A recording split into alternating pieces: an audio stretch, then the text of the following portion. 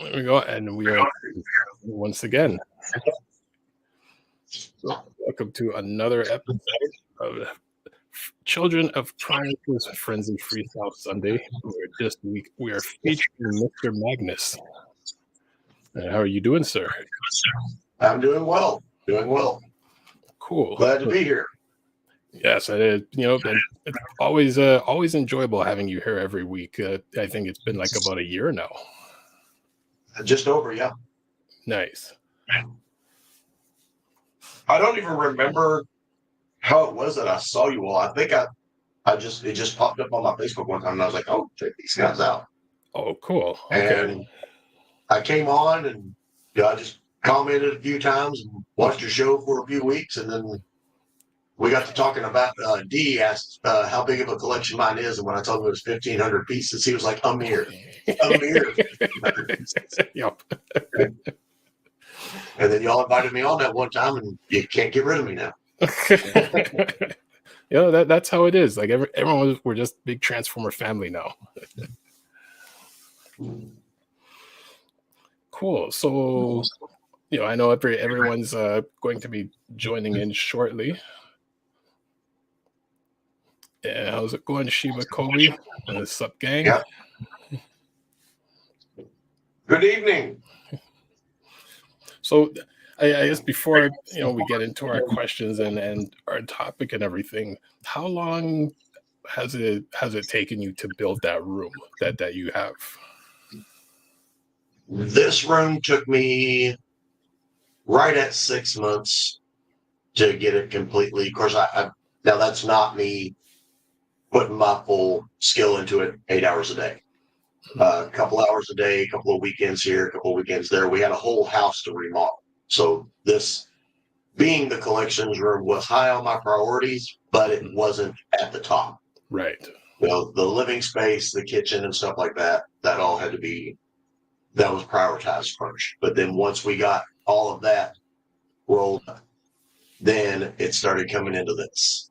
Nice. But this was definitely the buying point of this house. And it's I actually built this house 23 years ago. Oh, okay. This was my sister's house, and we all live on one big farm, my family's farm. Okay. Me and my two sisters, we all had 5 acres back here, and we all built a house on it. This house is the one that is directly connected to the main, to my parents' place. Okay. And she went through some troubles, had a divorce, and heart was broken. Went through some real bad times, and she just couldn't walk back into the house that her and her husband built. And so we actually just traded. Okay. I gave her my house. I took over the payments on this house, and we made it our own. And then now she has her new house, which the bad part is I just finished every upgrade that I wanted to do at my old house. New roof, new floors, new plumbing. Mm-hmm. And, built a 2-car garage onto it. And then I gave it away and moved into this. And I got to start all over again. Oh, boy. Well, is she older or younger than you? I'm the baby of the family. This is my oldest sister. I have 2 older sisters. Oh, okay. Well, I mean, but she's doing real good now. She's back on track. She's still my neighbor. We just when I moved 120 feet to the west. Wow. Or to the east. I'm sorry. Okay. To the west from here. What's up, Steven? And how's it going, Trent? Hey, Trent Rosenblatt. Hey, brother, how are you? This is a good friend of mine. We've known each other for a long time. Nice. Thanks for coming out. Yeah, roughly 23 years ago. He was in on that. Cool. And Steven says, come for KO Shube stream to you guys. Oh, very cool.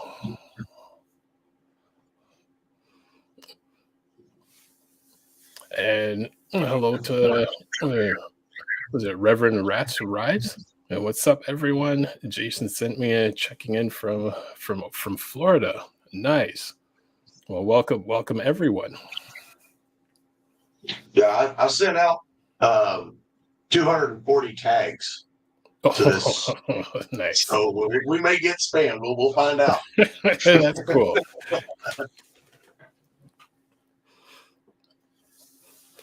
Cool. So how many square feet would you say your basement is? The house is 70 by 40 at the bottom, and it's 30 by 30, or I'm sorry, 60 by 30 up top. Oh, It's built into the ground. Okay. And it's gambrel shaped. It comes up and then it tips in. Yeah, I don't know if you can really tell, but the walls up here are sloped. Okay, no, I can't quite see it, but I know in person that I would be able to.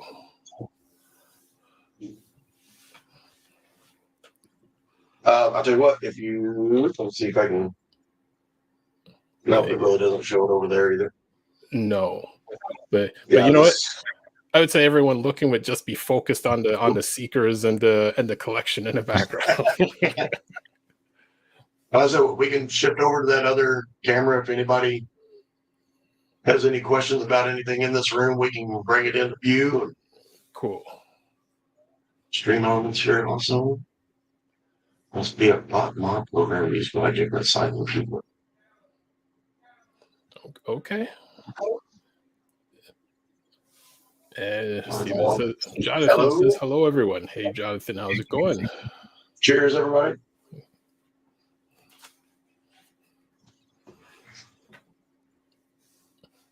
So yeah, so that everyone joining in, before we get into everything, please like and subscribe to our channel and to our social medias on Facebook, Instagram, where we're also Children of Primus, and our website, childrenofprimus.com, where we bring news and reviews every week.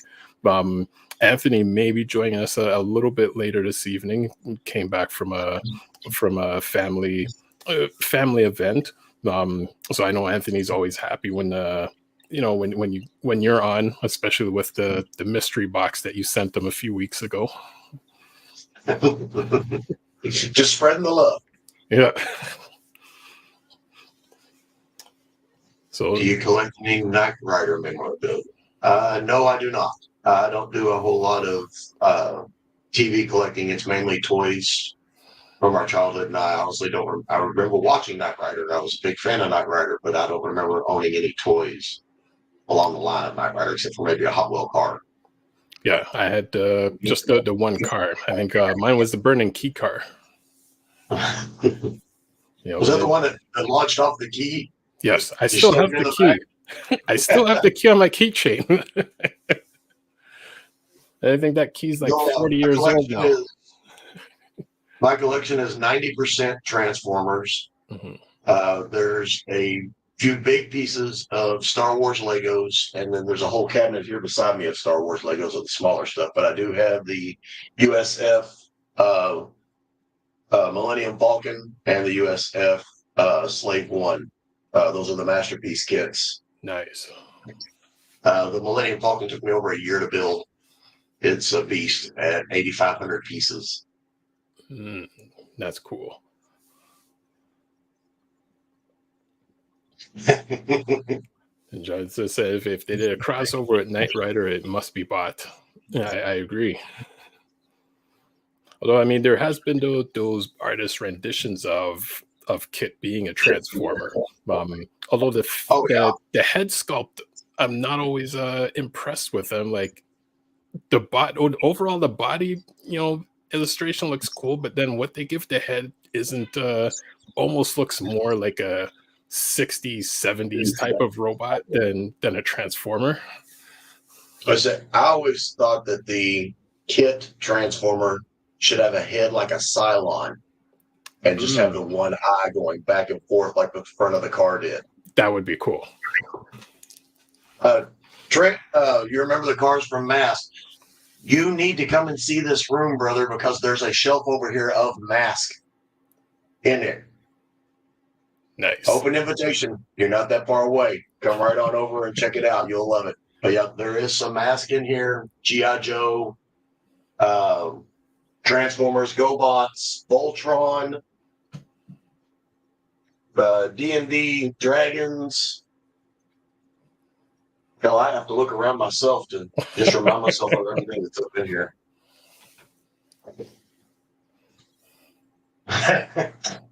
8,500 pieces. Yeah, buddy. It's massive. I don't have my secondary camera hooked up, but I might be able to turn this one.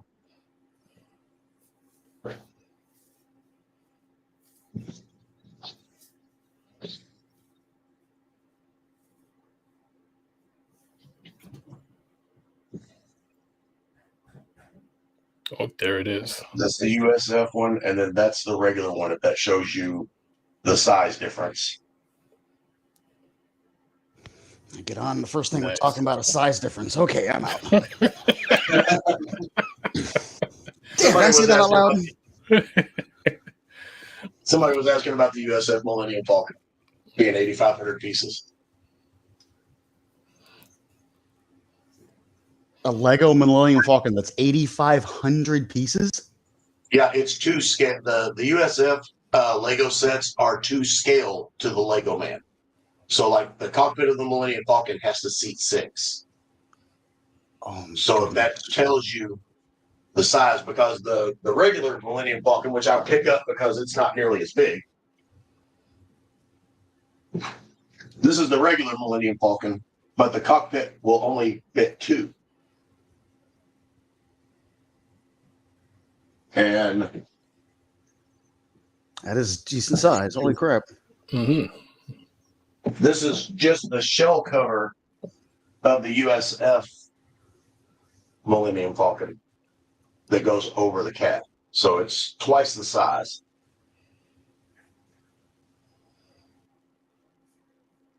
Oh, man. Okay. Jeez. Will it be a battle of a collection between you guys? I don't know. I got, all my stuff's vintage. I don't do anything Lego. I've actually had a lot of people like ask me to do Lego videos on the Toy Warp channel, but I can't afford the new ones, much less the old ones. It's an expensive hobby to be in. I can't believe the price of Legos. Well, I think in terms of anything vintage, because even when you mentioned the price of Hot Wheel cars, I'm like, I had no idea that they were going those prices. Yeah. What was it? Forza had a Lego expansion on one of their games, and you could like drive around Legoland in like normal cars and everything. And everyone that I knew, that was watching Toy Warp at the time, oh yeah, they totally went crazy for Legos. Everybody wanted Lego videos, and I never had an appeal for them because I never had any as a kid. I had bricks blocks and Lincoln Logs. I think I had like 4 Legos that had come by accident. I never had any, so I never got the appeal of them much. Well, I still have my Lego collection from when I was a kid and added a few pieces to it, but I built a combiner. I believe mid 80s out of those pieces, and I still have those pieces set aside because I want to rebuild it one day. Very cool. Oh, who's this guy? Isn't this the guy I'm trying to avoid? Toy Pack? What's up, man? How you doing? Oh, wow. Are you using a voice synthesizer or is something really going on with your mic? Oh, hold on a second. Let me change.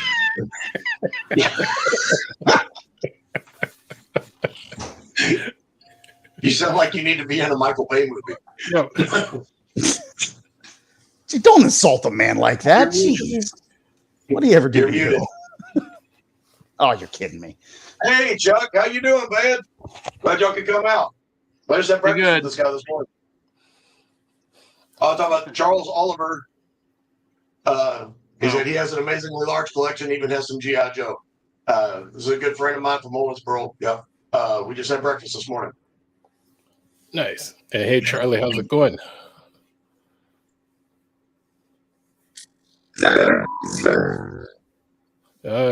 Oh, you still got like the sound wave echo.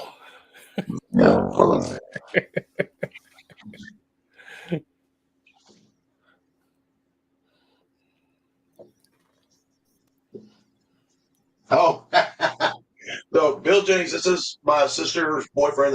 They live in Florida. Thank you all for coming out.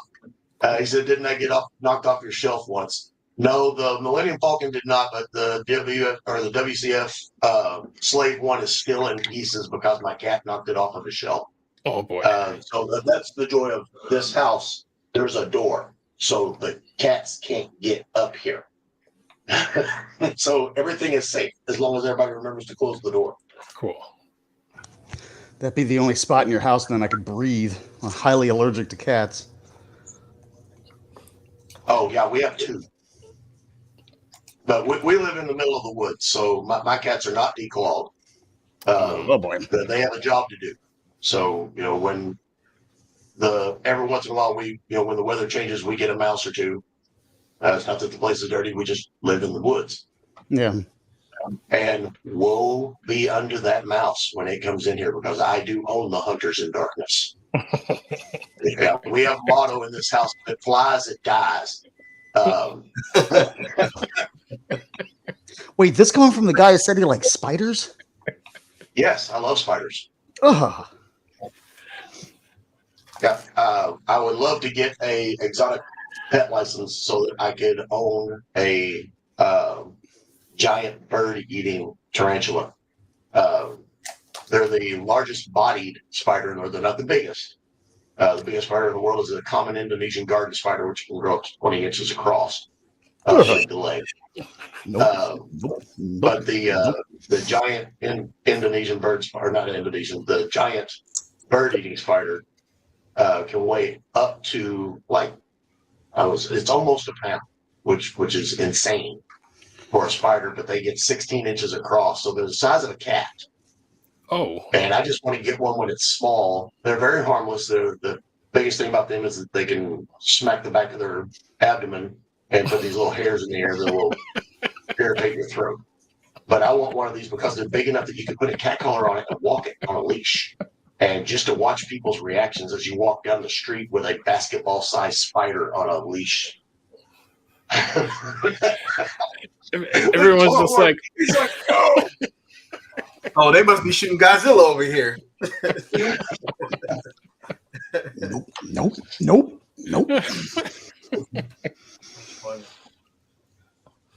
If you ever want to see me jump a building like Superman, all I have to do is see something like that. I'm out. I am defying gravity. I am out of there. Nope. Wow. Now, snakes all day long. I'll cuddle up with a snake. I don't care. Gators, I think they're cute. Not spiders. See, we have to have like a branch off where it's just like a survivor type show, and just like, you guys put a room of like whatever with you guys in it. So like one room has spiders, but then Toy Warp will be in it, and then the other room has snakes, and Magnus will be in it, and we'll just live stream it, see how everyone reacts.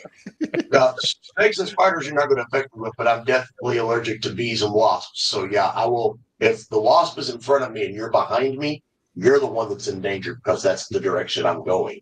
I pack EpiPens with me because I work construction, so we get into them all the time. But yeah, it's been a long time since I've been stung, because I'm really vigilant about putting somebody else in danger.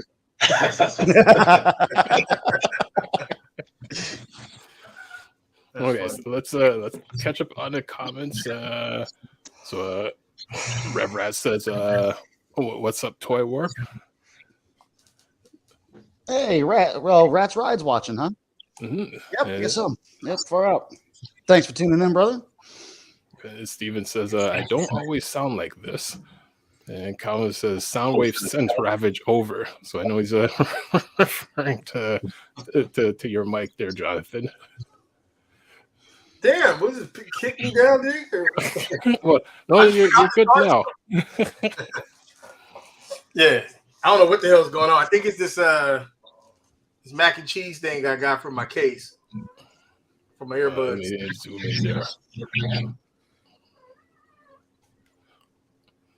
Okay, nice. You are insane, my sister.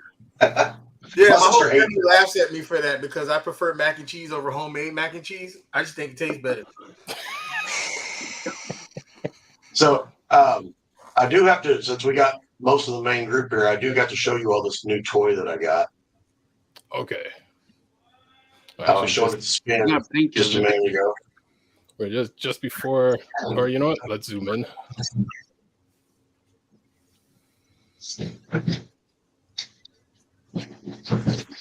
All of them?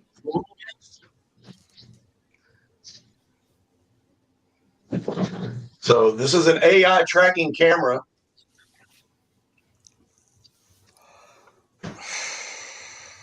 Oh, I understand sign language. Cool. Oh, cool. Yeah, it does sign language, so you can freeze it, What happens when you flip it off? zooms out, zooms in. Yeah, I put this in today so that I could show the collection anywhere you all wanted to look at. That is some nifty stuff.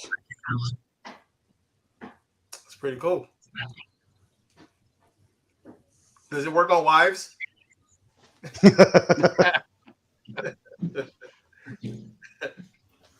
Hopefully she doesn't see this.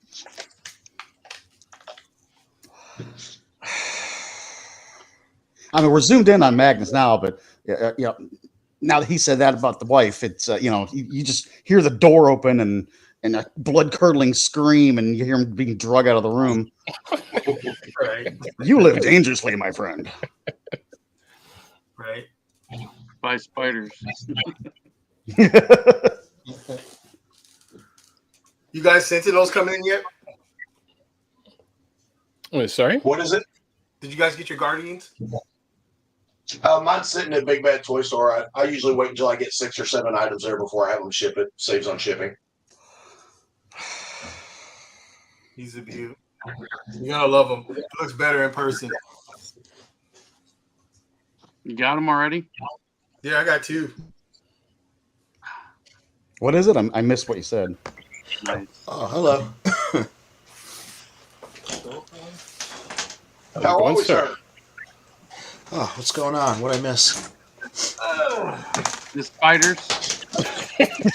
Oh, good.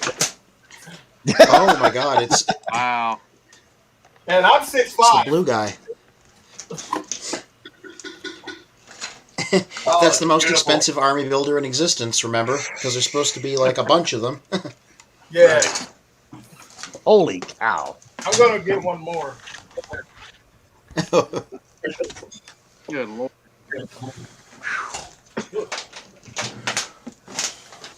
I finally bought the GX9. What was it? Ultramat or Omega Supreme.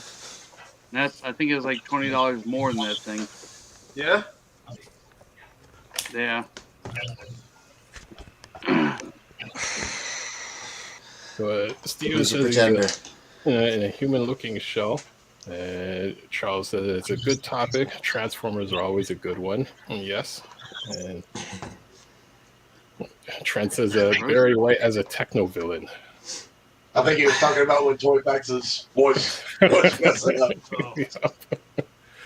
RJ Eagle said the prices of these retired Lego sets are off the roof. Those USC sets are easily $1,000. Do you have any USC Razor Crest and the AT as well? No, the Lego in general is only expensive. UCSs I have are the Millennium Falcon and Slave One. Just whenever I get Slave One put back together, I'm going to build a ceramic shelf over there behind Unicron there on the wall, and I'm going to have a battle scene between the two of them on the wall. That's a good idea. All right, Anthony. Yes, what's up? Mm. What? I have. What? I took your advice. I started watching Beast Wars. I have slogged Oh, almost the entirety of season 1. I think I'm on episode 21 now. mhm. I have slogged through that. there better be payoffs, and I'd imagine the payoffs are going to be coming in these aliens that keep every now and then. There's mentions of when they sent the signal up in space from the Stonehenge looking thing. I would imagine that has something to do with the payoff. But those payoffs better be worth something because wow, I understand the appeal of it a little bit because with the much smaller cash, you can do a lot more character building. That was always a big advantage of it. Yeah. But yeah, would you hate me if I said the second season is where most of the payoff is? Though it's like almost immediate. So I remember you saying that, so that's why I'm slogging through season 1 to get to season 2. Yeah, I remember you saying that part. Oh look, my other cat. The one who rarely appears on stream. Both of my cats are black cats. Oh, nice. Yeah, this is Mr. Snook. He's an old man. See, we were talking earlier about how Pepperoni shows up on stream a lot, and I wanted Snook to get some sunshine, get some of the spotlight, because he's a very old man, and he has cancer. Yeah, sorry to bring everyone down.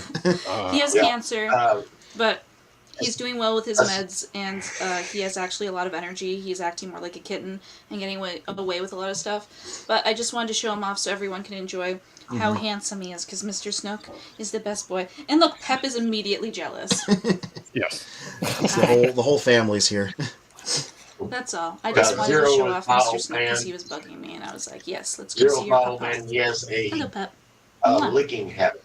He licks his own fur until he bleeds. Yes. And so he looks like a little Hellcat. Okay, his goodbye. entire backside has these little stripes of missing fur. And Are they nothing but complimenting scab. him? Give him compliments. He's telling them about his other cat. About his Taking him to the vet. They're like, no, he just has this habit of licking himself. Yeah. See, Pep's like that. She's a compulsive groomer. Yeah, Snook is not a compulsive groomer. We have to clean him a lot. Hi. Yeah, you want to go back to the bed? Okay, we'll go back to the bed. Everyone tells take me him back that to he's the a good bed. boy and that he's the best boy and that he's going to stay healthy forever. Okay, we'll go. You can hang out with your papa. The reason I have my LEDs turned off, the cameras were reacting to them. That new camera that I put out there, that's why I've got all the ring lights all hooked up over there behind me. Anthony, you weren't here for it. I got a new camera. Oh, nice. I'll turn it on again. It's an AI tracking camera. It's a security cam footage. No, that's over there. Oh, I walked past it. It's over here.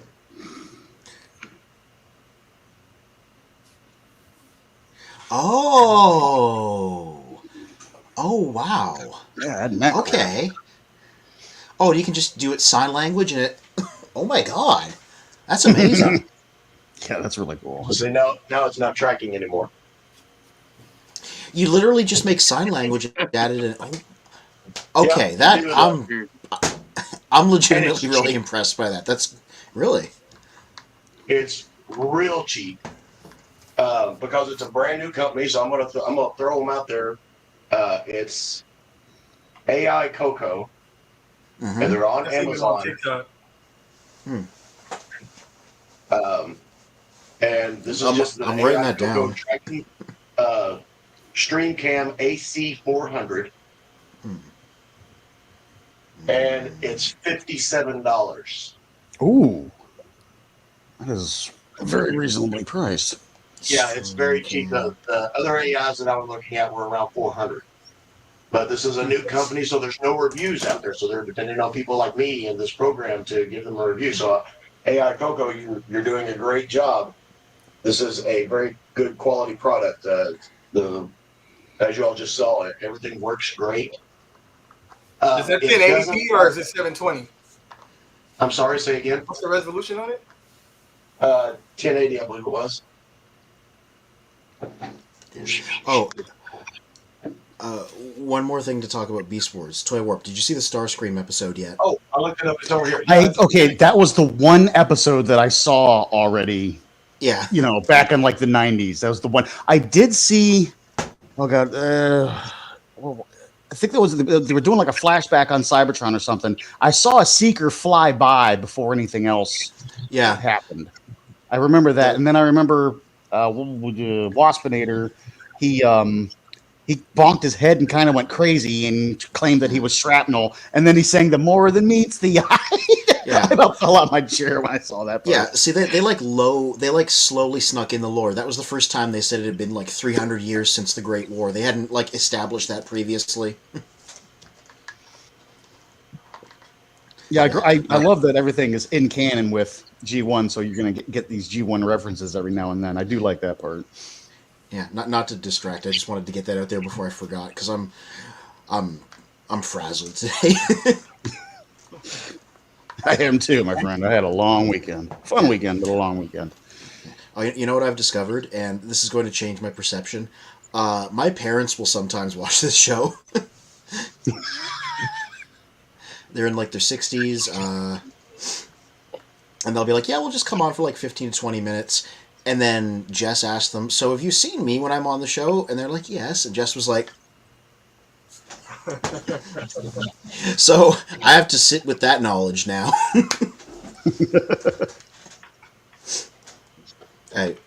That's my main discovery of the weekend. No wonder you're frazzled. Yeah. Well, yeah, also other stuff, but yeah. Okay. Anyway, now that I've thoroughly derailed everything, what were we actually doing? Well, we Mr. were just getting Magnus, the show started. Yeah, we were answering some questions from the people that were asking about the Legos and the other stuff in this room. And then I was like, "Oh, I got to show this camera off." I was actually looking for one that had just like a control, so that I could sit here and just have it pan around the room, and I could zoom in. And even those were like, $170, $180. And then this one popped up, and it's $55, and I'm like, you get what you pay for. Come on now. Yeah. And so my IT guru, the guy that helps me with this computer system, he came over today for 3 hours and helped me set up all these lights, and we did all the tests with the cameras. I took it to him while it was still at Amazon. I was like, "Tell me about this. Is this what I want?" And he's like, "Oh no, Bill, there's no reviews. It's a brand new company. If you want risk $50, risk $50." And so I took the risk, and it's amazing. We played with it for 2 hours up here, just dancing around the room, trying to fuck it up. Couldn't do it. Yeah, like there's got to be some kind of catch, like for something that price to work that well. Let me. We did find one problem with it. It has to be connected directly to the PC. It will not run through a hub or anything else. It has to be in one of the PC jacks. Like I've got a powered hub here, and we try putting it in there, and it gets real glitchy. But if it's connected to the PC, it's great. Is your power hub a 2.0? Yep. Okay. Then yeah, it's not gonna work. Well, I mean, the prices of them have got to eventually come down, because I remember back, around 2010 or so, webcams, just your basic webcam was expensive as crap. Mm-hmm. And when I bought this one for the, go ahead. I said this one's tracking. I was looking for a remote one, and I found this one $50. Nah, there's got to be something wrong with it. So I don't know. I am not a techno person at all. I can turn this thing on, and I can really screw it up. Ask Pete. He's on right now. I've already seen some of his comments. Pete is my guy. When things go wrong, I go, "Pete, come and help me. I don't know what I've done." there he is. Glad to see the system working well for you. Hasn't come to pieces yet. My old computer sitting over there, because I live in the sticks. Like when I first got on with you all, I had to do everything from my phone. I had to be on my front porch because we had no Wi-Fi out here or anything like that.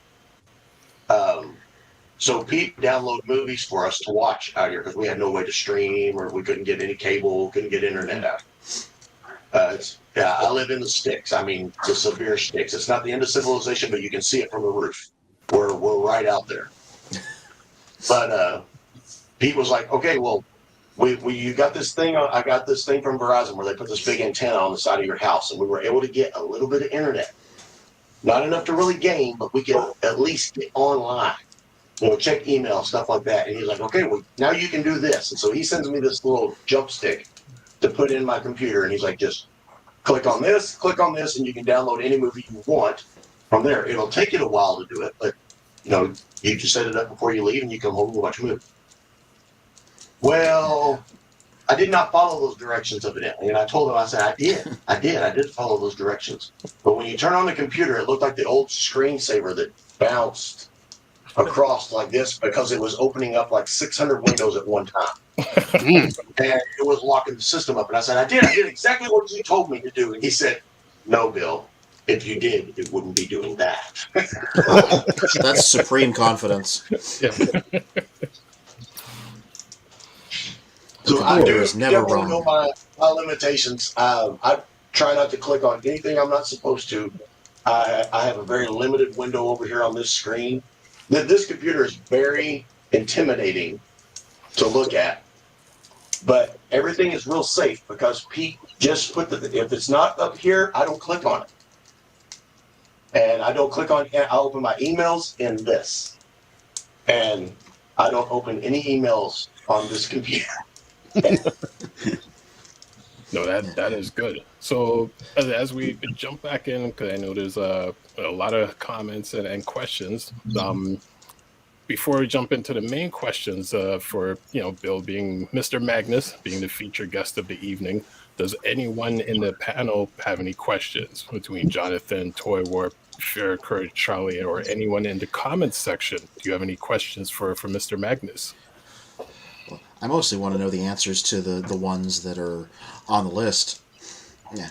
I also just want to add that while I'm very glad to be looking at this room behind you, there was always a certain je ne sais quoi to having you report to us from the darkness by like a lighter light on your phone. It was a real vibe. The early days, yes. Yeah. Out on the porch with the one little light way over there. Yeah. Yeah. It was a whole dramatic thing. It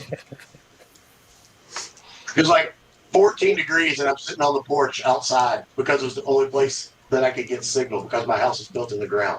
Mm-hmm. Mm-hmm. And so I'm outside in like a parka.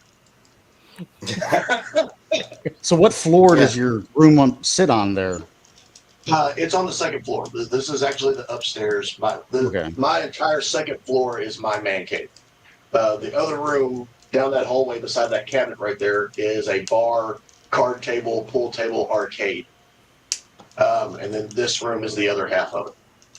And then there's a bathroom in the middle there. That's what that one little light right there at the side of it is. Just assuming you're not married then. No, but I've been with the same woman for 4 years now. And she fully supports this room. 4 or 40? 4. Well.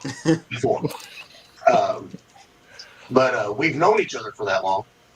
We were good friends in high school. Those are the best friends.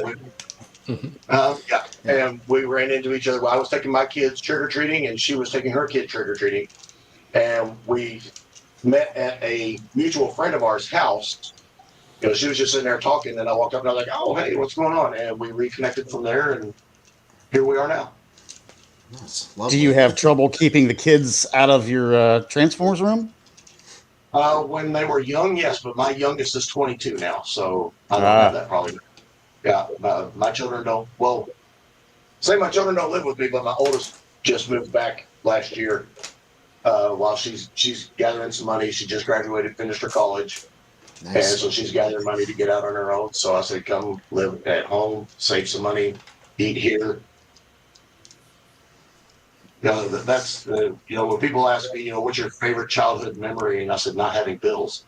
At least you can pass that on. Straight. Yeah. So as with all of our guests, we'll get through our children of Primus's questions, and just as we're doing that, welcome Toy Warp, welcome Jonathan from Toy Facts, Charlie. Charlie C, Fear of Courage, welcome everyone in the comments. And first question to Mr. Magnus, what made you get into Transformers? I would have to say my birthday, 1984, 1985. I don't remember exactly which one it was, but it was early. I had seen the cartoon, and I already had a couple of GoBots. But for my birthday that year, my first present that I opened was Skywarp, and he's sitting. The one that I opened is sitting over there in my G1 case. Nice. And I was, oh my gosh, look at this! And my mind was blown. And then the second present I opened was Wheeljack, and he's also over in that case. They are not pristine. They've been played with. They've been loved. But I really took care of my toys. I came from a very humble background. So what toys we had, we cherished. You know, while my other friends were out there shooting with BB guns, I was like, no, I don't get another one. This is the only one I got. Right. And then for Christmas that same year, which my birthday's in December, so my birthday is usually very lackluster. Because my birthday's December 9th, and then of course Christmas is 2 weeks later. But then for Christmas that year, I got Megatron and Optimus Prime, which they're also over there. So those were the, I was given a leader of each side and a likey of each side, and that really just started it. And I started trading my GI Joes for other Transformers, and started trading my Hot Wheel cars for other Transformers, and my Thundercats for other Transformers, and it grew forever. And of course, as you get older, you get out of things. Well, I always went back to the toy aisle, throughout my entire life, and have looked. And if I saw something I liked, I was like, oh, yeah, I got to get that. Mm-hmm. And, oh, man, look at that. But what really got me back in was I just happened to be walking down the clearance aisle of Walmart. I think it was Walmart. It was either Walmart or Target. But it was the Storm Seekers. The Stormbringers, the 3-pack. The Rainmakers. In the clearance aisle. Yeah, they were in the clearance aisle for $9. And I was like, look at this. And I turned it over, and I had never seen a Tetra form on a Transformer. Mm-hmm. And it blew my mind. Now, I play a lot of war games, Warhammer 40K, stuff like that, where you paint miniatures. I didn't know that it had blown up as big as it had, Transformers. And I was like, oh, I could paint these. And so I bought them all. Grabbed them all, and that's why I have both forms over here in the cabinet, robot form and alt form, and then I've got 2 more over here on the shelf still sealed, because that's what really got me back in when I found out the complexity and how cartoon accurate, and now they've got all this articulation that Transformers have become. Other than the masterpieces, these were just the mainline figures. Holy shit, what have they done? And now it's this. Many masterpieces at retail. So you said, sorry, go ahead. You said that, Magnus, you said that you still have your Wheeljack and Skywarp? Yes. Did you ever get into collecting the originals? I'm sorry, his sound cut out. I can't Soundwave. I went Soundwave? Am I still doing Soundwave? No, you're back. We're plagued tonight by Soundwave, which I'm okay with. But you so you said you had your Skywarp and Wheeljack, your original ones. Did you ever go back and buy more originals, or did you just keep buying the newer stuff? When I was a kid, we didn't have, like I said, I grew up humble beginnings. We didn't have a lot of money, so every dime that we had went to other things, making sure that my bicycle had tubes and tires on it so that I could run to the store, or I could pull a lawnmower around and go mow a lawn and make a little more money. But most of my money was spent on roller skating back in those days. So I didn't buy much, because I did most of my stuff in trades. I would buy Hot Wheel cars and GI Joes, and then I had friends that couldn't get those, but they had Transformers, and I would trade. I was a wheeler and dealer. Okay, but like what I'm saying is, once you became an adult and started collecting, did you ever go back and buy the old ones, or did you just stick with the newer lines? The only ones that I've gone back, I've kind of kept it to where it's just those. I would buy some lot stuff. I haven't bought any actual Transformers in boxes or old G1s, except for my um, Jetfire that's in the box. I couldn't pass up on that deal, but most of them are a little bit higher than I want to pay for something that is better in the new system. I do have a few, but I'm not a staunch G1 collector that can only come from 1984 through 1987 or whatever. I still like them, and if I can find a deal on them, or if I can find ones that are broken, I am a craftsman, and so I have an ability to repair. Anthony, I don't know if he's looked at it real close, Yeah, but yeah. that Megatron that I Megatron, sent him, its wing was completely separated from it when I got it. And I got that in a box with some other things. And He's I'm way not up a high Beast there. Wars person, so it just sat around for probably 8 or 9 months. See, he's up And then high I was right like, you there. know what? I'm going to fix this thing just so that it's fixed. And I use epoxies and pins and drills and stuff like that. And I remade the piece that was missing for its wing to reattach to it. I've done that with a few other things. I've got a G1 Megatron over there that I'm still looking for one arm, and then he'll be back on top. I might need your I've got a- assistance on one of my toys. I'm definitely happy to pay you for it. if you have the pieces for it, I can fix it. And even if you're missing a connector, I can. No, I it's can fine. more than likely. I have the 2018 Walmart Devastators set. The hook, I pulled his arm out and it came right off. So I don't know if it was defective, if I did it, or it was came broken or something. So definitely want to get it fixed. This is my lady Amanda. She's stopping in to say hello. Hello. Hello. Hey, we were just talking about you. Were your ears burning down there? No, simply.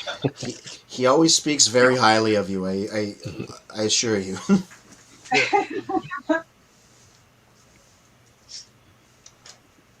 But yeah, more than likely, yeah.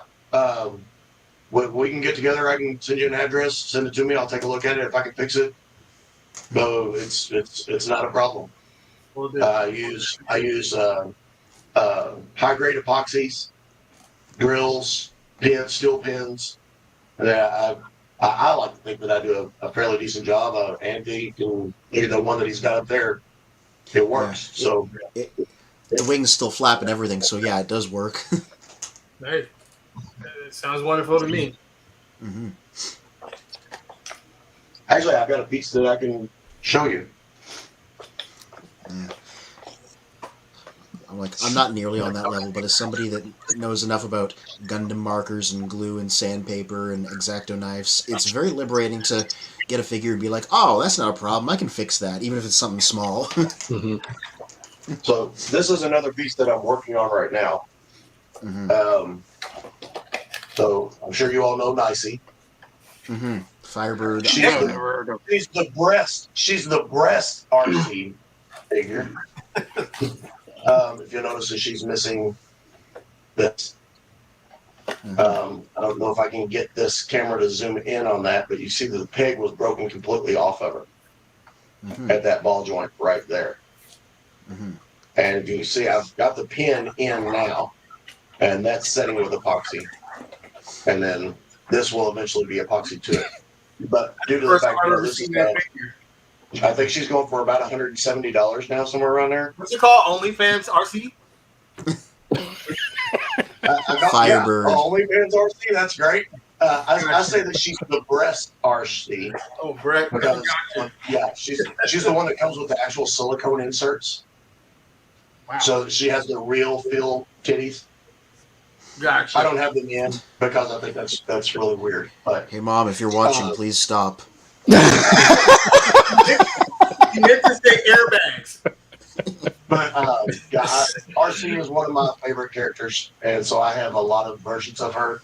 There's a new one that I'll show you all here in a minute. But yeah, once this gets all lined up and set, that pin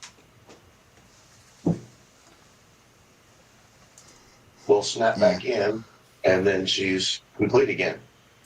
And that will be epoxied and reinforced. But like I said, she goes for about $170 because she was broken. I was able to pick her up for $35. Oh, nice. And I do that with some of the G1s, but the only G1s that are in that case over there are the ones that I swapped and traded for whenever I was a kid. The other G1s that are up in this other case are ones that I've bought and repaired. Gotcha. So here's what's going on with mine.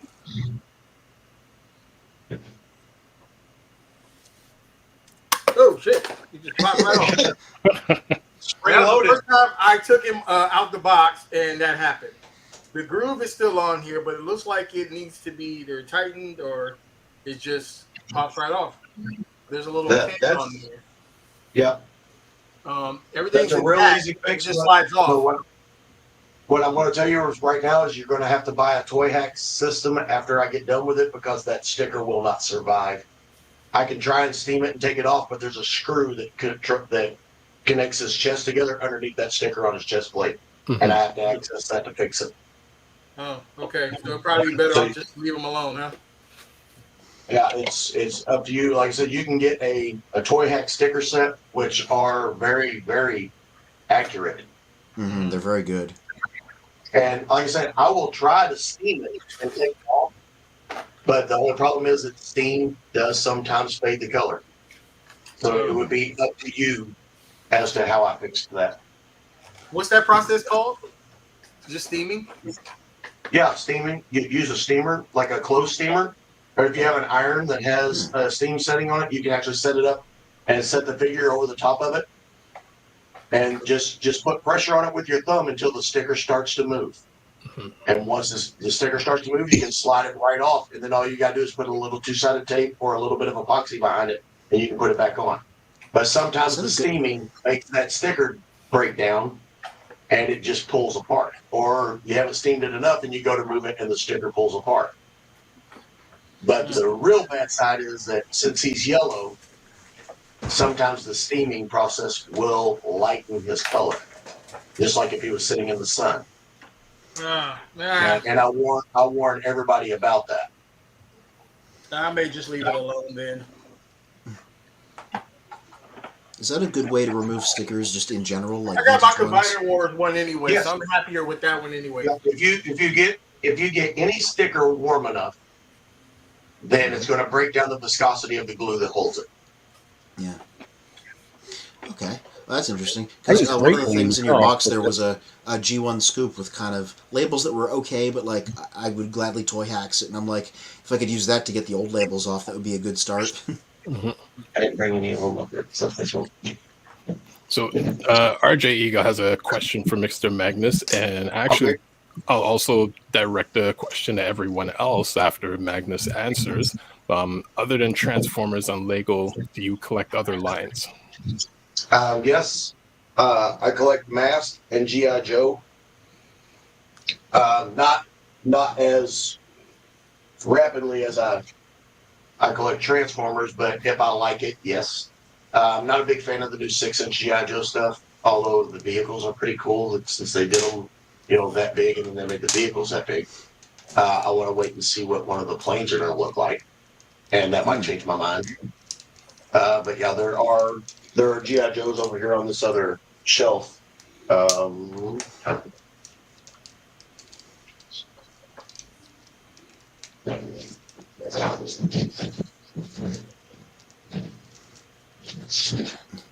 AI time. All right. Charlie, appreciate that. Thank you. Yeah. You're welcome. Oh, zoom out. Come back. He's like, loser, loser, loser. Come back.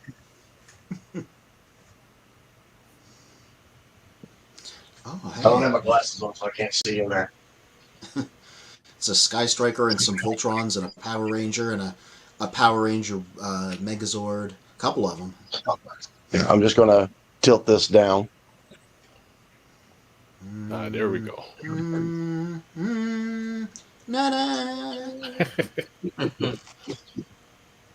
Ooh, there's some nice vintage card backs.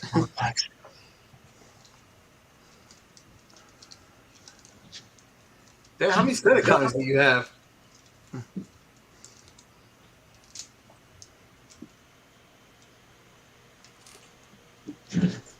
Ooh. That GoBox, what was that thing called? Oh, the command center. Command Center, Command Center. Oh, That you was even always a got really that cool piece. combiner. Oh, wow. And then below them, Puzzler. Puzzler. Man, that thing was ugly. It was so There we good. go. There's the Joe If you give vehicles. it- I guess. yeah. Oh no, that's Mask. Yeah, I'm still waiting on Ramen Toys to send me my mask, Matt Tracker in the car. Yeah, that's pretty and then I don't know if it'll come around that far or not. Or maybe it. good. Yeah, I'm at the extreme. Oh, it can't. It's fine. It's trying to find me. Where'd he go?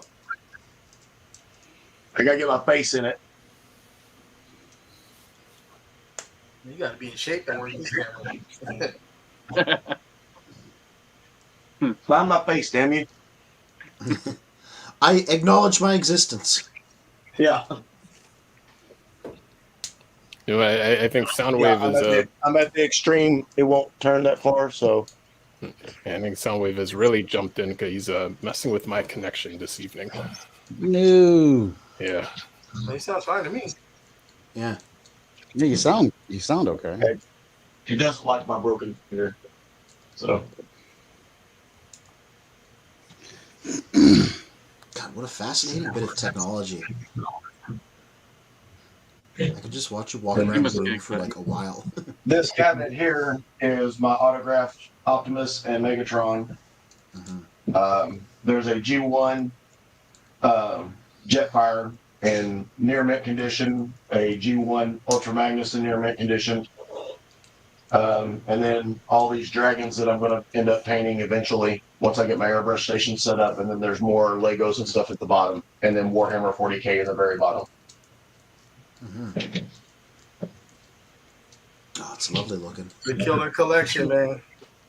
Indeed. Yeah. I'm glad to know I'm not the only person that double dips though between Transformers and GoBots. Oh no, I love GoBots as well. I would love to get my hand on some. I don't own any. Yeah. Yeah, I only recently became aware of the command center. I did buy that command center. It's very loose. I mean, like you cannot fold the legs. All the tabs are broken off of it. I only gave like $15 for it. Hey, But just the fact, well, the thing was, it still has all the hoses. All the hoses that are connected to the platforms on the inside. That's what blew my mind. I was like, well, yeah, I'll pay $15 for it. I'm not going to display it standing up like this. I'm going to display it opened up. Mm-hmm. Who cares if the legs are floppy behind it? I'm sure you can fix it. Does it still light up? Yes. Yeah. Cool. I did put an Apple battery in it. I had to scrape a lot of corrosion off of it because I guess I had like the original battery in it. Oof. Oh boy. But doing what I do for a living, that's an easy fix. There's a 1954 Wurlitzer record player in my bar area in the next room. I rebuilt it and got it running.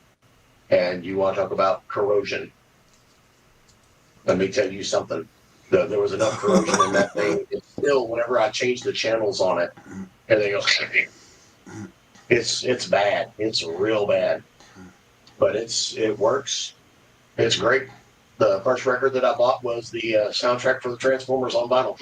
Oh, Outstanding. Mm-hmm. Yeah. Magnus, I got a question. I don't know if I've ever heard this. Maybe I jumped into the podcast a little late, but I was curious. Where did your love for Ultra Magnus come from? Ultra Magnus reminds me of my dad. Huh. His voice, his mannerisms, how he was always there to help everyone else. My father is still alive, and he may be watching right now. I haven't looked. I did show him how to connect to it today. I get my technological defunctness correctly. I get it from my dad. So I went up there and showed it. I was like, all you got to do, I put a reminder on your phone and it's connected to this. All you got to do is push this and you'll be in. You'll be in. So if he's here, my dad. But So is there a particular scene in the series that reminded you of your father? Well, obviously, it's only one season of Ultra Magnus, but is there a particular episode that say, you know what, that's my dad? actually, the movie. The fact that he was willing to sacrifice himself for everyone else, that's my dad. My dad would put himself in harm's way for any one of us. I come from a very tight family.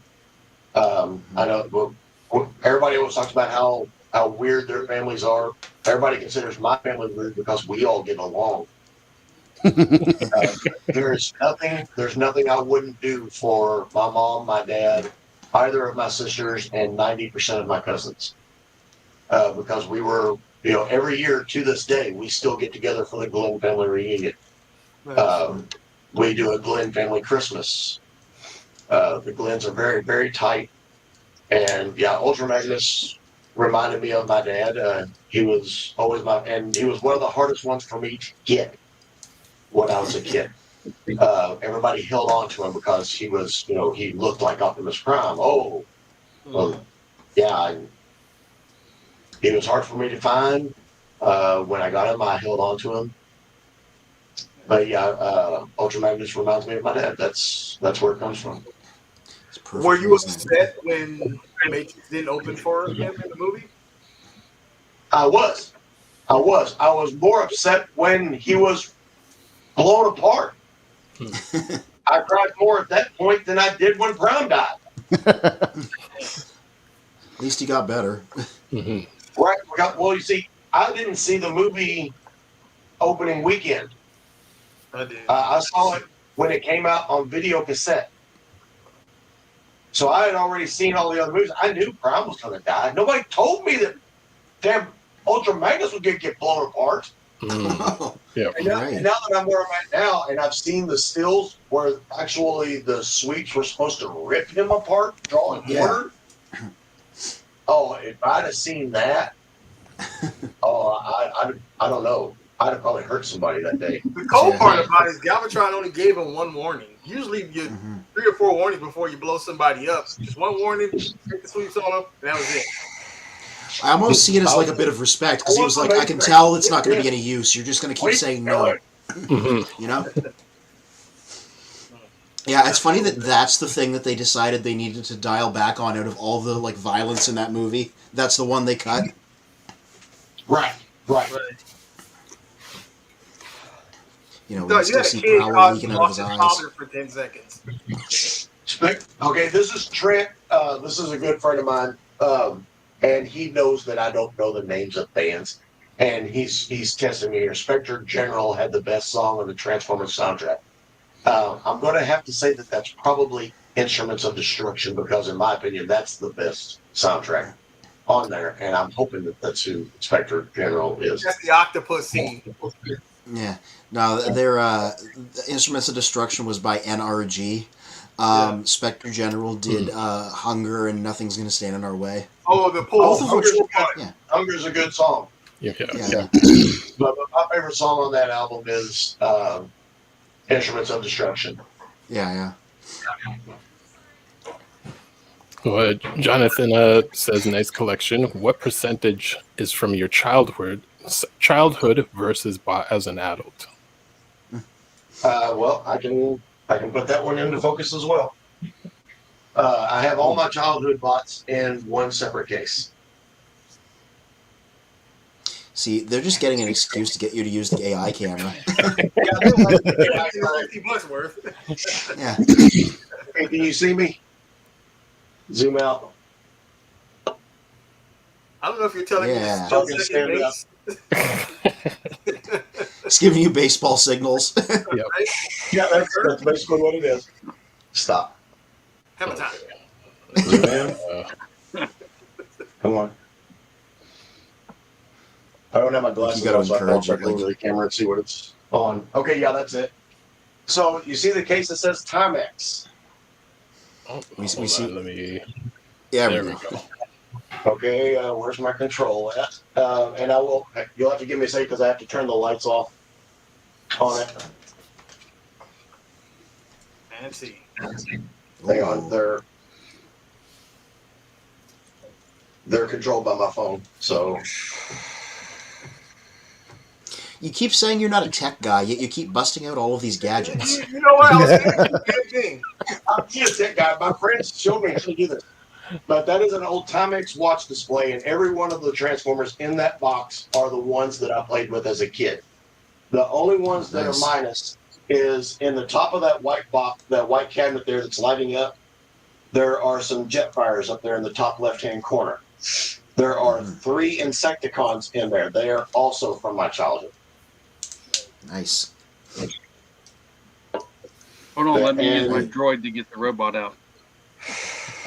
You can't see the bottom of that.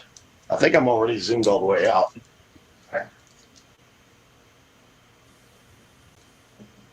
Are you seeing me? Yes. Yes. Okay, there it goes.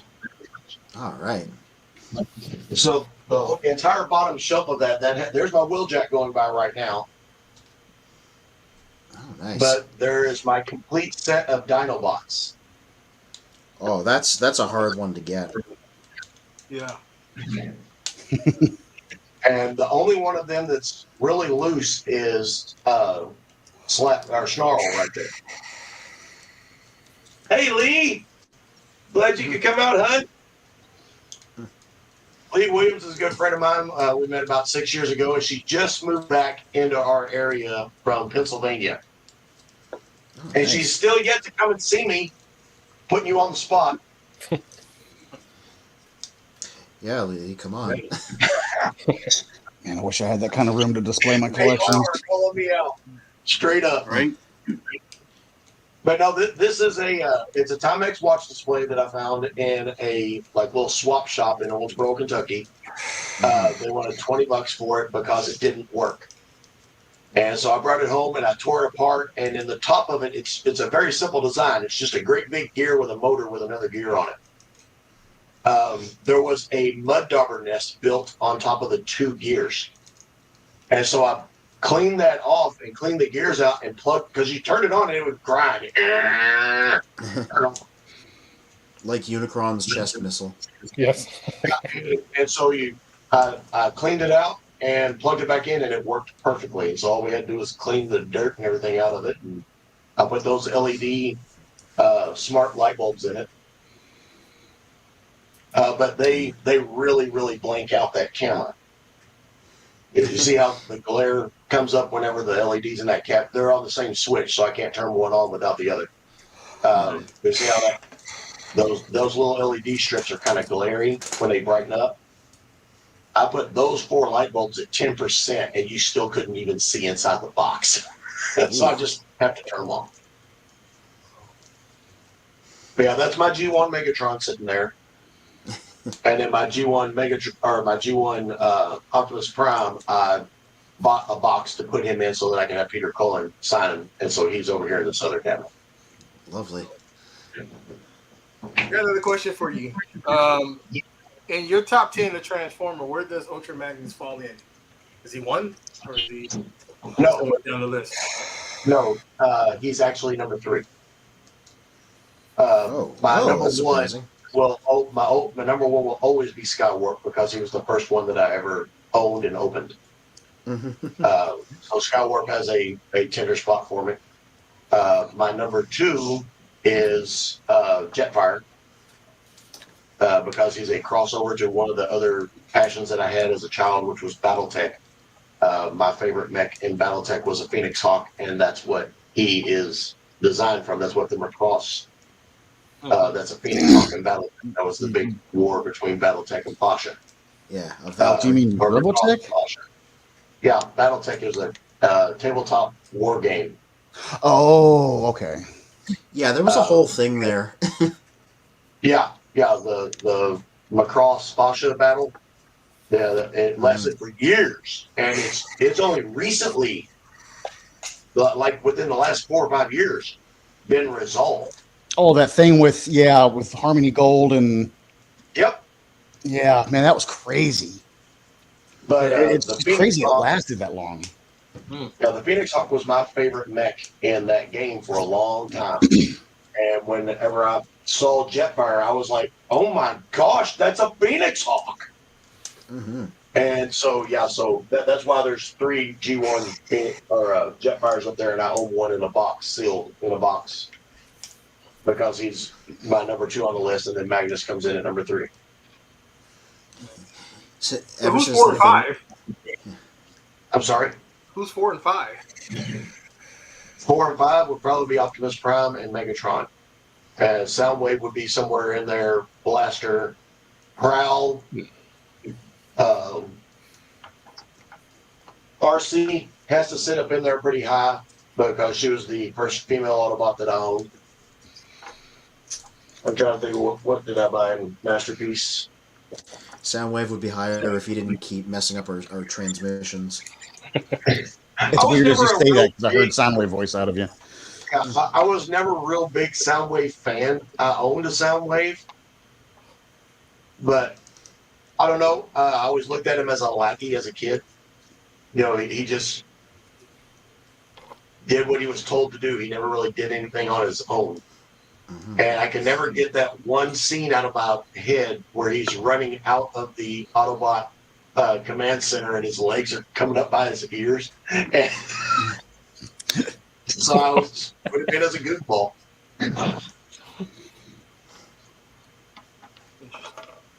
But Prowl is one of my favorites. Hound.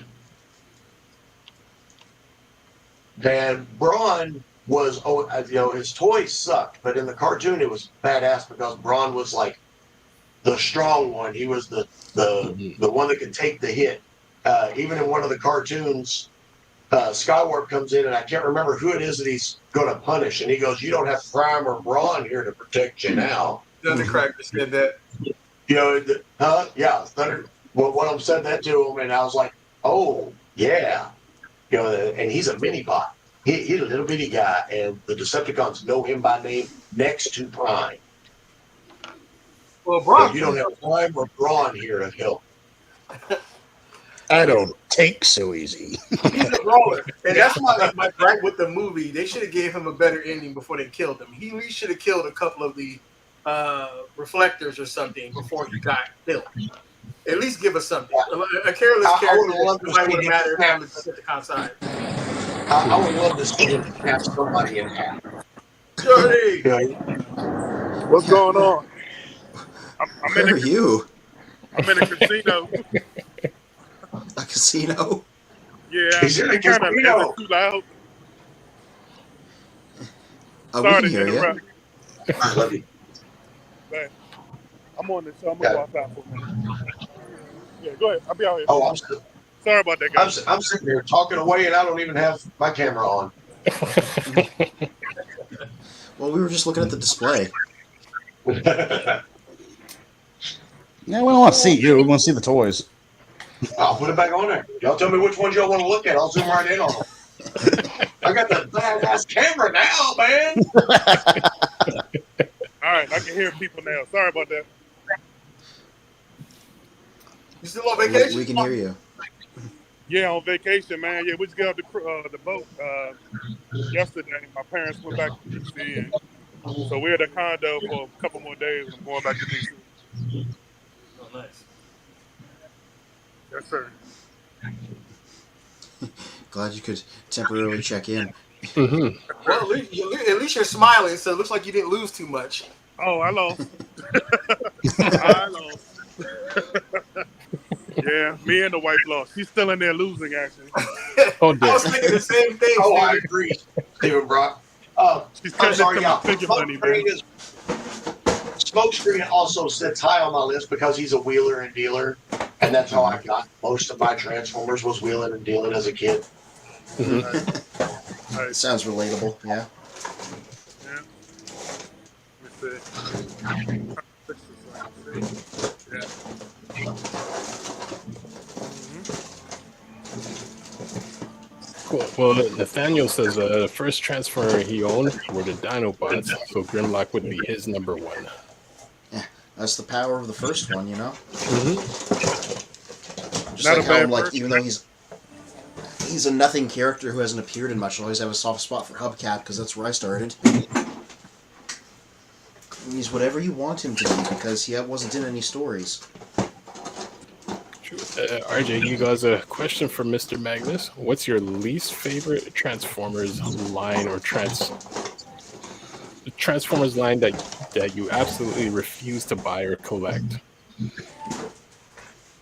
That's easy, and Anthony knows the answer to this one. It's Beast Wars. Oh man, I was not a Beast Wars kid. That's in my prime teenage years. I was hunting a different kind of cat at that time.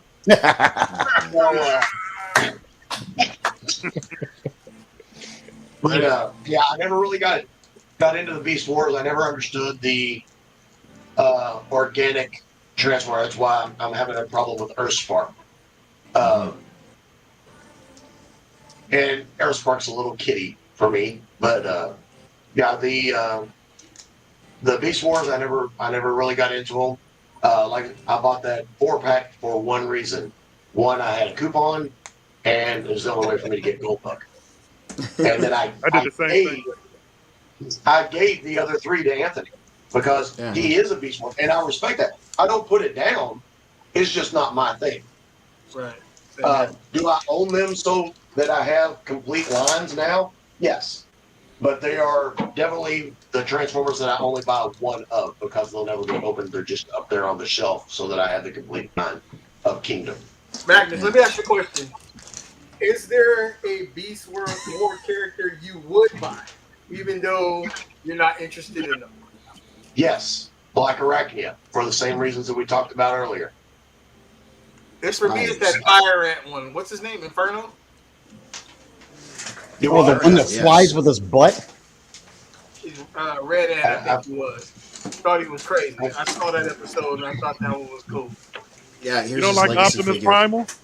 Yeah. Nah. No, he's talking about Inferno, which I thought was really weird. He flies with his butt. Yeah. He can unhinge his jaw like super far. Yeah. His legacy figure's real nice. Oh, you got Shrapnel already, Charlie? Yep. What? I'm still waiting on mine. Amazon. He's already out? Yeah, he's out. Mine's already shipped. That and the other Junkion. Is that the legacy Shrapnel? Yes. Yep. Nice. Oh, man. Oh, really? I haven't got one yet. I haven't even seen them. Yeah, I haven't seen any of those. I should be here on Tuesday. That up here. Now, this is another thing that I will army build with. I love the Insecticons. I've always loved the Insecticons. But the first time that I saw them reanimate the parts that were on the field into clones of themselves, I went, yes, yes. And I own about a dozen of different sizes and different brands, just so that I have multiple different sizes of them. Nice. Question for you. Do you think if they came out with 2 more Insecticons, do they deserve a combiner? Insecticons? That's weird, man. That would be weird. Would be wild. Who would be the body? Like, who would be the body of this? They would call it the Swarm, or they could call it the Infestation. I feel like I need to look something up here. Who would be the body? Probably be that big ass spider you wanted to walk. The big spider. Unless they came out with something new, the easiest body would be Kickback, the main body, because he's the most solid legged. But that figure would have weird thighs. No, never mind. So if it's 3 of them, right, you would need 2 more. So whoever the 2 new ones would be, 2 more. Will have to be the body. To either create a main boss, what they could probably already do. I'm sure there's a body part out there that they could use of a bulky bug. Yeah, I'm trying to find some pictures I like here. The name of that. There was a 3-person insect. Yeah, there was a 3-person insect combiner during Beast Wars, named Tripredicus. Yeah, those look good. Okay. I can't wait. Sounds like a medical term. Yeah, it does. Something you catch on your feet. Charlie, it's funny to hear Mr. Magnus. Order him. It's funny to hear Mr. Magnus say he bought that Creatures Collide 4-pack for Goldbug and Ransack. 'Cause I did the same exact thing, and I sold the rest on eBay. Well, now if I come across any Beast Wars stuff, I'm just sending it to Anthony. Yeah, I had a coupon, and so I bought it for like $29. And so I didn't care what Did you get it on Target? The other three. Yeah. Did you get that special on Target? Hell no, I paid full price for this damn thing. I was pissed. I had 50% off with my points. I got like another $20 off of it. Yeah, that's what I got the same deal. Combined, it was like $29. I was like, this is what I paid for a regular one. So I will go ahead and keep Goldbug, and I'll find somebody to give them to. And Anthony was talking one day about wanting to get the ones that were in that, and I went, I'll send it to you. He's like, oh, what? can I got him. Send it to you. Give me your address. It's yours. I'll send it right to you. And then can I say something too real fast? Can I say something real fast? I'm sorry. Go ahead. To all you guys on here, I am open to trades, and yeah, I'm definitely open to trades. I'll say that. What is that? Yeah, what is that? I just wanted to show off. There was a 3-person insect combiner during Beast Wars. It was called Tripredicus. That's his combined form. It's not the same bugs. I popped up who he was made of. Ramhorn the stag beetle, Sea Clamp the lobster, and Cicada Con the cicada. And then Tripredicus was their combined form. So there has specifically been a 3-insect combiner before, just wasn't specifically the Insecticons. Anthony, aren't you really that last one you showed? Cicada Con? Here? I swore I saw a picture for him. See you, Chuck. If I don't see you before then, I'll see you at breakfast next Sunday. Thanks for coming out, brother. Same. But yeah. No, these 3 were only available in a set unless you got them in Japan. They got a little bit repainted there. But yeah, so it has happened before. Get rid of the lobster and add these 2. Yeah. That lobster looks terrible. The cockroach of the sea. Yeah, no kidding. And he's blue too. The Japanese repaint of him made him a red lobster, so there's that. Well, it's also weird they added a lobster with 2 insects. Yeah. I would have liked to have been a part of that that meeting. The presentation for that shit must have been crazy. Yeah. No, because you would have walked out there with a contact eye. Yeah. That's an interesting. I guess they needed somebody that could make the feet. Definitely well, they could have used a scorpion. Something. Yeah, maybe. Well, I feel like the insect theming is incidental. They were just making a Predacon combiner, period. And they were like, oh, 2 of them wound up being bugs, and one of them wound up being a sea creature. Could they use one of the Seacons, whatever the hell that middle one is? I never got into the Seacons, so I don't really know what they are.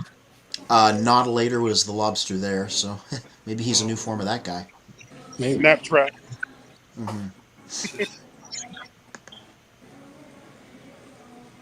Yeah, I'll just... There we go. Yeah, that is ugly with a capital Ugh. Well, it's a bad guy in the 90s, so of course it's going to be ugly. Has to be. Bad guys can't be good looking. Well, would you hear that, Devastator? So, a question. Okay, they can be good looking as long as they're stupid. Yes.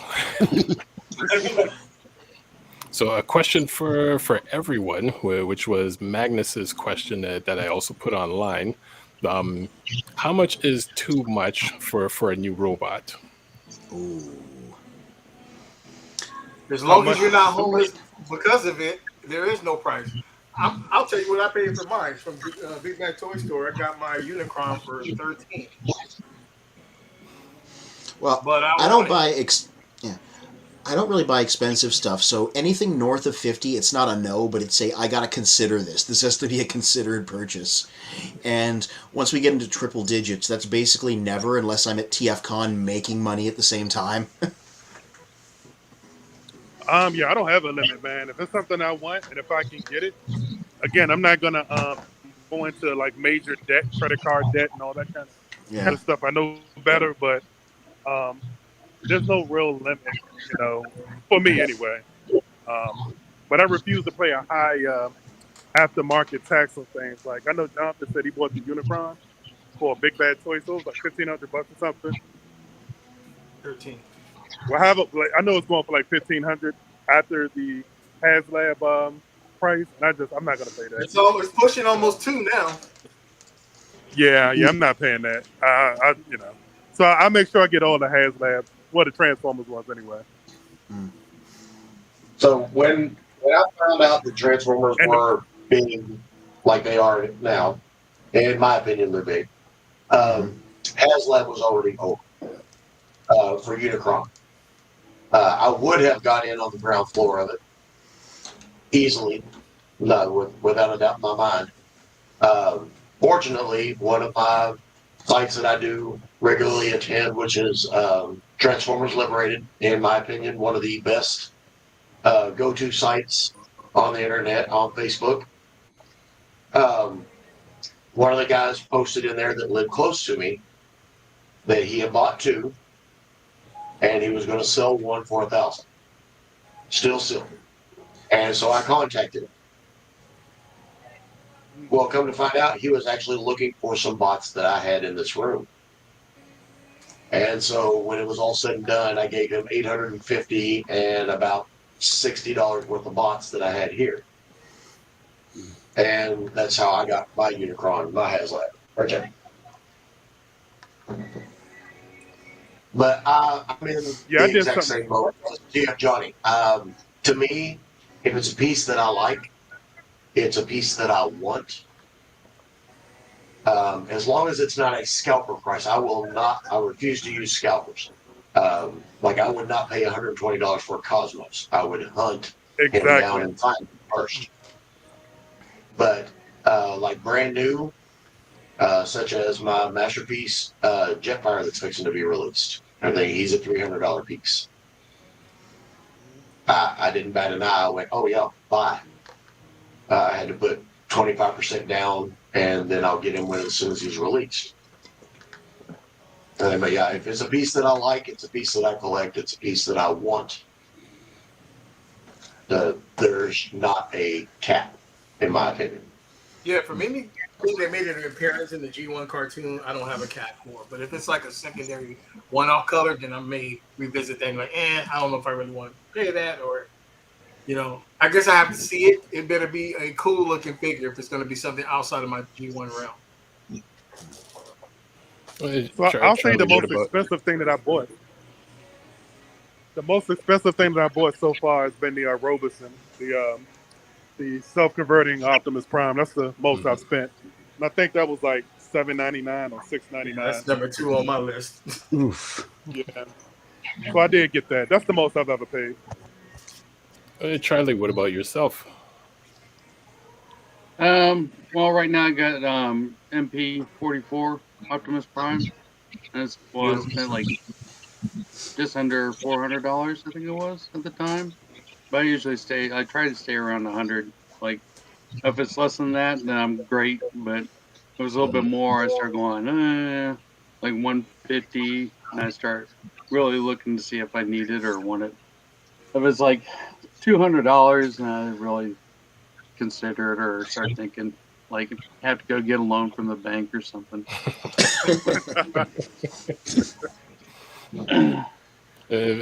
Toy work, what about yourself? I don't know if I can answer it because it's all new toys, and I don't do anything new. I'll pay serious dollars for the old stuff, but of course that's all jacked up because of market prices and people paying silly prices for this stuff anymore. But I think the most I spent on anything would probably be the Transformers pinball game. I think I paid $7.25 for it. Okay. It's like an actual table. Wow. It's like a tabletop pinball game. I've got a video on it on the channel, actually. Oh, nice, and it was in such good shape, and I got into bidding more with somebody, and I've seen other examples go for around 300 or 400 that weren't as in good a shape. I mean, really, I could send that thing off and probably be graded, and it'd be worth every dime I paid for it. But the grading thing, the whole grading thing's backed up so far right now that I don't want to send it away for 6-8 months. It's really backed up right now. The collector market exploded when people were stuck indoors, is my understanding. Mm-hmm. I'm telling you what, I follow a lot of the online auctions on Facebook and some of the different groups of the different stuff I collect. And when the pandemic hit, man, I'm telling you, just prices went through the roof. All these guys that were going to work every day that didn't have time to sit at the computer and do this. Now all of a sudden they had time, and you couldn't touch anything. These guys with all this money started getting in and bidding wars and everything, and it was ridiculous. Wow. This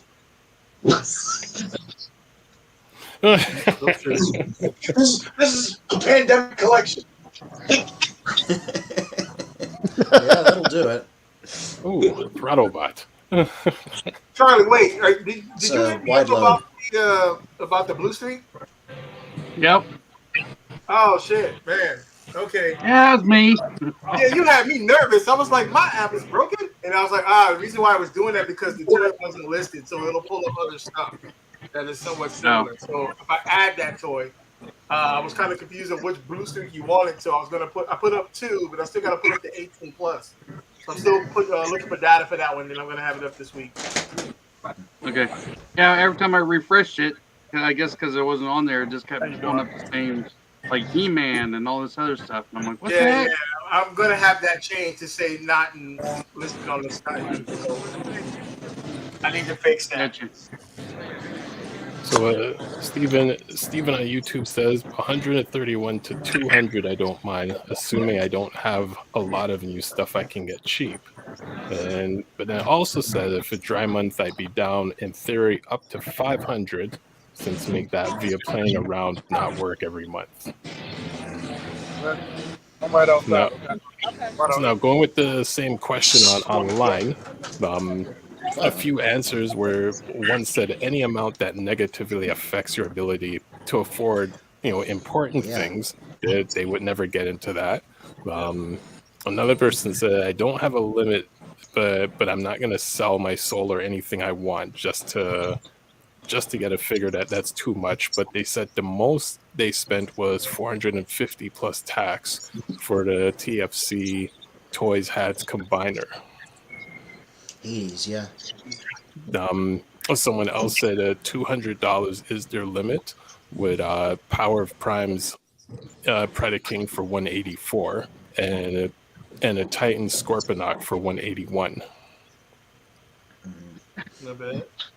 I had a $680 bill hit me from Big Bad Toy Store just a couple of weeks ago.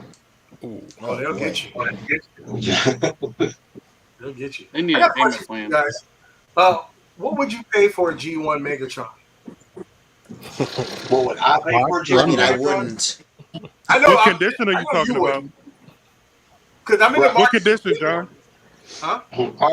Are you asking me right now? What would I pay for one? Well, I see you had 2 over there, one in box, and then one you had. Why would I pay for one? So I need my own. There's a store in Lincoln, Nebraska that's got 2 of them. One of them in the split case, and then one of them almost in looks like the original G1 box. My man, Tom Ward. I need one. I desperately want one for my collection. I actually want 2. I want the MP36 and I want a G1 one. Jonathan, I can help you with a G1. Uh-oh. There's an issue with it. My G1 is in pieces.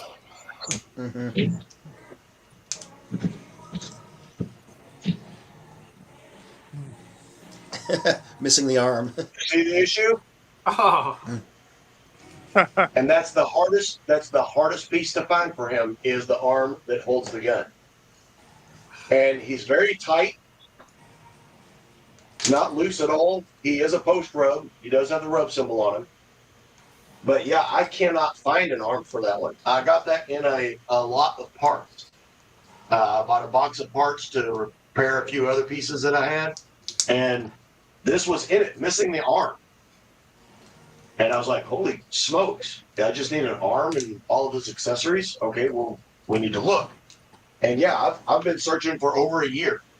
I've found one arm that accepts the scope, and it is broken so bad that it's broken through the outer shell where that arm attached. Oh boy. And they still want $40 for it. And Yeah, his parts on eBay are pretty expensive. Yeah. Yeah, Looks like I I'm ended going to up have to just getting fly a to Japan G1. to get one. Yeah. I ended up getting a G1 Megatron by itself, and now I'm trying to get all the pieces, the stock, the silencer, and all that. And it's costing me an arm and a leg. I wish I just would have bought it at a decent price whole, complete. It's each piece is like $30 and $40. It's crazy. Yeah. we have a place in Owensboro called the Collectors Mall, and there are 3 booths in there that have Transformers in them. And back, I want to say early 2000s, 2000 to 2005, he had it was the boxed, sealed Megatron that had the Japanese writing on the top of it. So it was a reissue, but it was the Japanese one. And I almost bought that back then, and I passed up on it because I still have mine over there in the box, or not in the box, in the cabinet there. But I was like, ooh, it'd be kind of cool to own one that was in the box. That's what I want. I want a box one. Actually, now I want 3. Oof. Well, You're gonna spend over 400 to $500 on that. You're spending more than that. I got them on my site. The one that I have in the box is a pre-rub, and I found him on Transformers Liberated. I don't remember who it was. I could go back to my emails and find out who it was. But he was looking for an Omega Supreme and a Skylynx from WFC, from the new stuff. And he put that up that he had a Megatron G1 in the box. He's very loose. That one that's in there is very loose. The one I've got over there is a lot tighter than this one. Yeah. But yeah, in the box with the foam. The box is not in horrible shape. It's not in great shape, but it still has all the tabs and everything, but it's really boxed on the edges. Right? And we traded even. That's a hell of a deal. I sent him an Omega Supreme and a Skylynx sealed. Really? And trusted him enough that I sent those first so that he could see that they were sealed. And then 9 days later, here comes this package, and there it is. And then a year after that, I got to take it and have it autographed. Great deal. I got a question for you guys. What is the best trade you guys have ever been a part of? Well, Magnus, we just heard yours, but I was just curious about the rest of the group. I don't think I've ever traded in my life. I've traded money for goods and services, but... You better rephrase that question, because I'm about to ask you what was her name. I was making a Simpsons reference. Money can be exchanged for goods and services. Mine was the HasLab Unicron. What'd you trade for? I traded, SNS Hobbies, Kojo. Yep. On Instagram. He has a toy store in DC. So I went down there and he bought him some big bad toy stores too for $1,500. So basically what I did was I traded him a huge lot for it. But I tried to, equate the dollar amount to roughly what he paid, or, roughly, right? So I had all the MP11s. I traded him all the MP11s. I traded him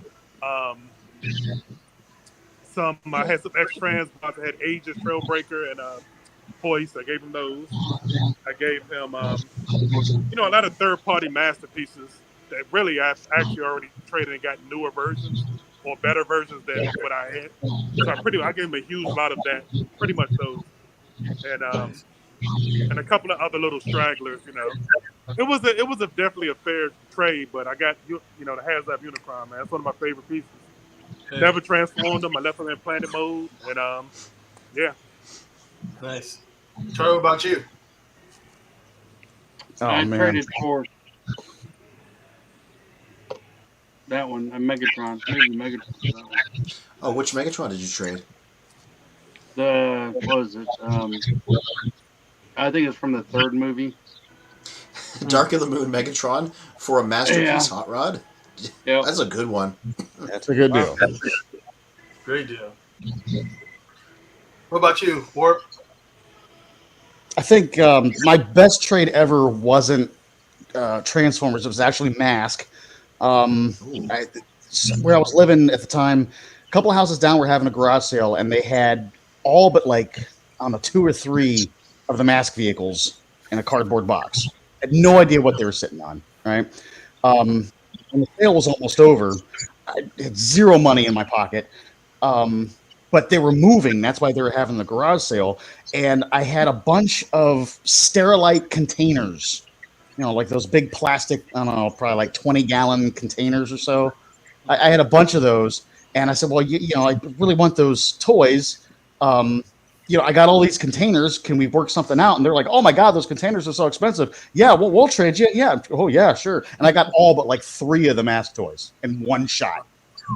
Nice. And they're all like, tight, complete. They all had the little, all the little accessories. They had their guys. They all had their helmets. It was a little later in the run because the helmets actually like came down over their chest. Because the earlier runs it was just the helmet, but the later runs they all come down over their chest. But I picked up almost the entire Mask collection for a bunch of Sterilite containers. So you guys both probably walked away, think you guys ripped each other off. Yeah. For me, it was the Metroplex, the Generations one. I traded a GX88 Voltron vehicle series and the 1984 Walmart Lion set, and I was able to get that. And I was so stoked. He's like, "This is all you want?" He's like, "Yep, that'll work." I thought it was a little expensive, but I was like, "No, I gotta have Metroplex. I can always get more Voltrons, but that one's hard to find." So, very appreciative of that one. Yeah, I was trying to get you to sell me that, Jonathan. You didn't want to sell me the San Diego Comic-Con Metroplex. Oh no! I almost buckled that thing in when I got it in the car. I couldn't believe it.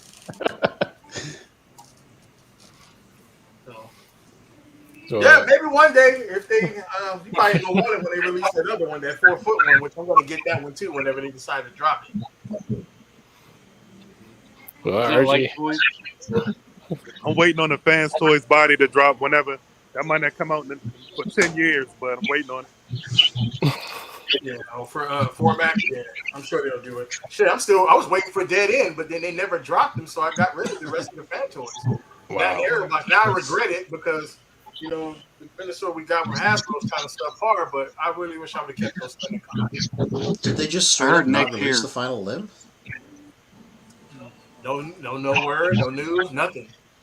Ooh, that thing is going to be heavy, man. That Fans Toys Minnesota is going to be heavy.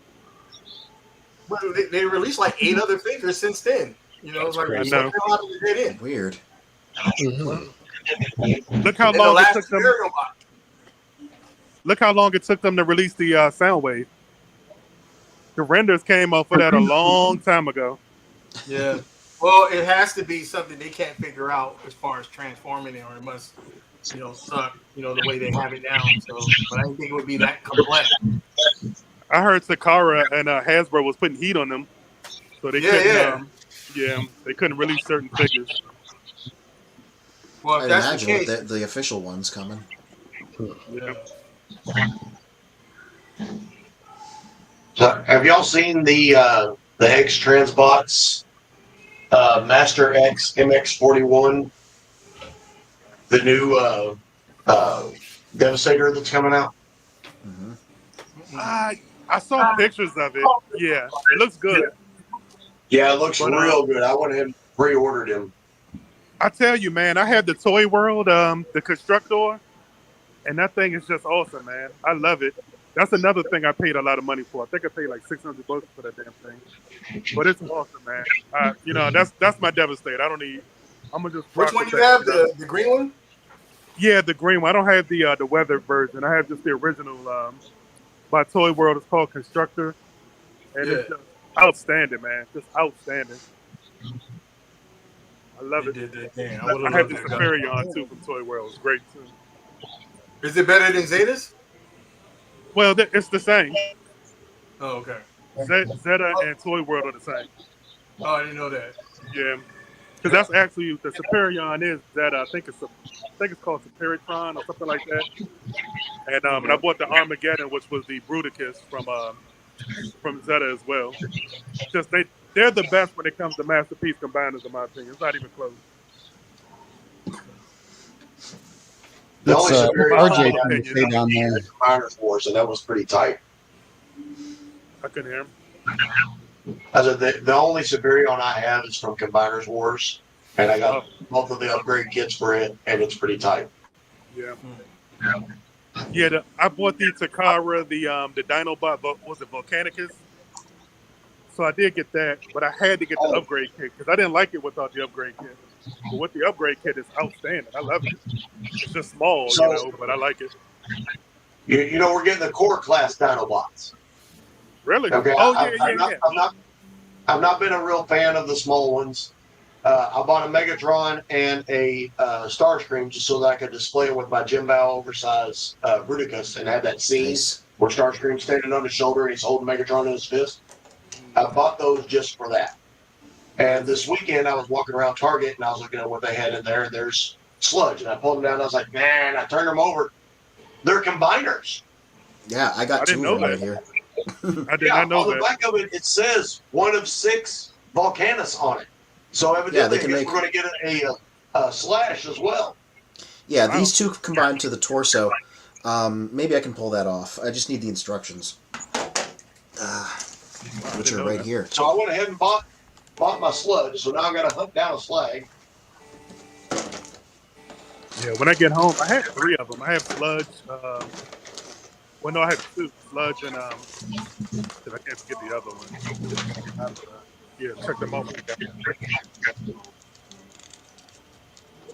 I got so many packages that's come in. I got the Fan Toys 5th level waiting on me. I got the Guardian, the Takara, the Guardian Omega Supreme. A couple other things are sitting there waiting on me. So now I'm just dedicated to doing this. RJ Eagle says that the most I've spent is about $250 some time ago for G1 Fortress Maximus reissue, and the HasLab's Deathsaurus, and he says it's about $275, and the Titan class Omega Supreme for $179. Yeah. Well, that Deathsaurus was $169 on pre-order. If he would have pre-ordered from, when they dropped the pre-order, the backing, when they were, trying to get backers. I think it was $169. I think. All right, let's work this out. And then Stephen Box says best trades. I replaced the 2 PS1s, the JRPGs that totaled around 200 to replace them digitally was perhaps 20, and got perhaps half a dozen game via trade plus 2 digital replacements. Nice job. I have no idea what that means. Japanese role-playing game, JR. Yeah. I got a question. What was a sought-after figure you found at Ross? We don't have Rosses in Canada. I found a Spike. I was looking for a Spike, and I found him at Ross. Triptychon was me. It was $49. I don't remember what line it was now, but I found a real big Skywarp there one time for like $20. I don't remember what line it was. I saw on a Facebook Facebook G1 group. I got my spoiler pack Ultra Magnus there. The Kingdom? I mean, not Kingdom. Netflix? No, the spoiler pack one, the one that's in the clip box. Shit, he's around here. So. Oh, okay, Kingdom.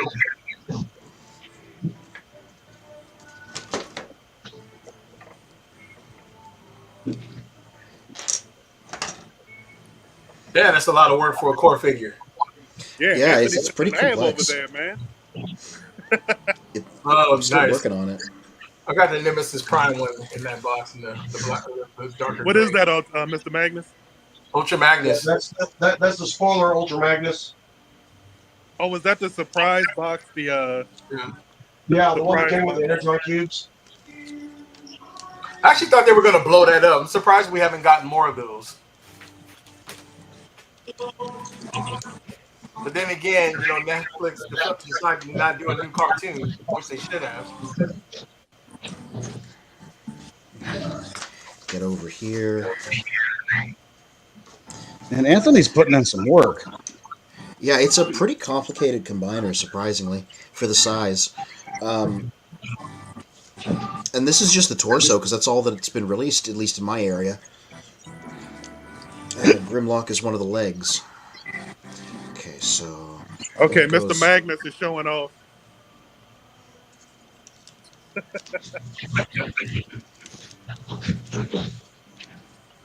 Do any of you guys collect the Funko Pop Transformers? Absolutely not. Wow. I heard that they I might was be just going out of changing the business. angle of the camera so y'all don't see me walk into the bathroom real quick. None of them do it for you? None of the Funko Pops do. It's Beanie Babies for the modern day. Oh. Don't put it that way. All right, so... Now you put it that way, it kind of makes sense, huh? So here's the torso of Volcanicus. Put all mine away. The arms and legs are what has yet to come out. Wow. Slag and Sludge form the torso. Wow. Interestingly, his ports are 5mm, which is what the weaponizers and things you use. So I've built him rough arms and legs from those to sort of stand him up. If he's proportionate, I think he's going to be about the size of a Voyager class figure once he's all done. Where's Grimlock go? Grimlock is one of the legs, apparently. That's great. That bothers me. See, the rumor is this is going to be retooled into Dino King from Transformers Victory, because the positions of these guys correspond to the Dino Force from Victory, like the T-Rex being one of the legs and stuff. So people think there's a pre-tool in there. I thought you said on the box it said something about Volcanicus. Yeah, that's the name of the combined mode, Volcanicus. Yeah. But because Grimlock tiny is the body of Volcanicus on my set. Yeah, they changed the positions when they shrunk him down. Just gonna give him chicken legs from a fossilize or transmutate here. Try and make something that can stand up. Toy Facts, I didn't mean to insult you there, my friend. You're taken. Up in Tampa, a really huge vintage show that happens twice a year, and the guy that runs it has a thing for Funko Pops, and instead of putting in all vintage stuff, he'll put in 6 or 7 of these guys' booths that are selling the Funko Pops, and I just, when I'm going up there for vintage stuff and can't find anything but Funko Pops, I just kind of left a bad taste in my mouth. Well, we got the same issue here in the Bay Area. It's mainly Funko Pops and Star Wars collectors. They rule here. So when you go to the show, I just went to a toy show 2 weeks ago, and it was Star Wars-esque, and that's all they had in there. And I bumped into R2-D2, and he looked at me and was kind of pissed. I was like, I didn't see you. Excuse me. I've got a little short video on the Toro channel of meeting R2-D2. Met him at MegaCon a couple of years ago. I think it was 2020 MegaCon. Oh, he was so screen accurate, man. He looks so cool. You got check out the little short video I got him rolling around. Look at that. Cool. Amazing recreation. It says to Toy Warp is that y'all shall learn about Transmutate in Season 2 of Beast Wars. Yeah. I was just trying to use donor limbs from Transmutate to try and give this fake arms and legs, but I don't think those ones are going to fit. So I'm going to use that where Centurions. Transmetal Megatron comes from? No. Transmetal Megatron is a whole other thing. Transmutate is a character in Beast Wars who appears and is voiced by Susan Blue, who did RC, so she temporarily returned to Transformers in that role. Interesting thing about Beast Wars, I saw that Susan Blue ran the whole voice acting show. She was the voice acting director. Yeah, that's probably the actual reason why she voiced Transmutate. It wasn't like a legacy thing. It was just I'm already here and this character needs a voice thing. And I remember seeing an old BotCon video from like the 90s where they did a panel, and she said that she always had them record all their lines in one go and do it like a radio play, and that's how they got the voice acting to sound like as good as it did. And then they'd like animate afterwards. It's Okay, different so from old Wally Burrs. yeah. Hey, Anthony, So this question is for you. Yep. Was there any other show that may have been rumored to start after Beast Machines that didn't go as planned or well? What was next for Yes. Transformers? It was called Transformers Trans Tech. It was meant to be like a third chapter in the Beast saga, basically. Mainframe was going to animate. There were some really rough resin prototypes of figures, but Beast Machines didn't do well. And this was around the point where the Episode 1, the Phantom Menace toy line, which was also made by Kenner, didn't do well. So both of those losses meant that they canceled the plans for that third chapter, and instead they took the Car Robots anime that had been airing in Japan at the time and dubbed it into English and imported the toy line as Robots in Disguise 2001. And then that proved to be an unexpected hit, and that's how we got Armada, Energon, and Cybertron, because they were trying to copy that success. But yeah, we've seen the designs occasionally pop up in places. None of the figures from Transtech were ever going to get released because they didn't get like far enough into production. But yeah, there was supposed to be a third chapter there. Do you think, with the success with the other TV shows, should they have gotten a cartoon called Transformer Alternators? Based off that signature run off of that toy line? I would have liked that because the Alternators at the time did nothing for me because they didn't have any stories about them. In Japan, in the Binaltech line, there was apparently like prose fiction packed in with them, like little text stories. Doesn't help me. I don't speak Japanese. But yeah, I would have probably bought into that if there would have been actual stories about these characters, because I'm like, they looked cool, but I'm like, why do I care about these versions of these guys? I'm a fiction first guy. I need stories, I think that would have made a smooth transition from G1 to alternators, because we would have seen the updates in the cars and we would have been more able to accept them in their new forms because it's a modern day with their new vehicles. I think that would have made a ton of sense to do it that way. Yeah, and that was literally the idea behind them. Well, one of the funny things about Alternators is that was the first time they tried to do licensed cars on the regular, because, you could do that in the 80s and 90s. In the 2000s, you needed to get car licenses, and suddenly they discovered none of these brands wanted to work with them the way they wanted to, or like they had weird demands, or, Volkswagen and Porsche initially, both of them didn't want to be associated with war toys, so... Or like you'd have things that were planned as different characters and they had to get changed because they couldn't get the license in time, or one company was like, you can't give any of our toys guns if they're going to be our cars. Another one was like, you have to make them transform a specific way because we don't want it to look like they're exploding in a car crash when you do it. That was a real thing. Yeah. Well, yeah, why Volkswagen okayed for the Bumblebee movie, right? I'm assuming a dump truck full of money, but anyway. Well, a dump truck full of money that Volkswagen needed because they got caught rigging the computers in their cars to pass emissions tests. I remember that. Yes. Yeah. They that really about sunk Volkswagen. They needed that dump truck full of money from Bumblebee to. Yeah, that was. Wow. So I'm wondering what happened. Welcome the advertisement to do these movies. Nobody's thinking, "Oh, my Volkswagen has a gun." If Volkswagen's not even a good car companies are why would weird. they even care? So I wonder what happened with Porsche that they're finally allowing their cars to get used in Rise of the Beast for the first time since back in the day.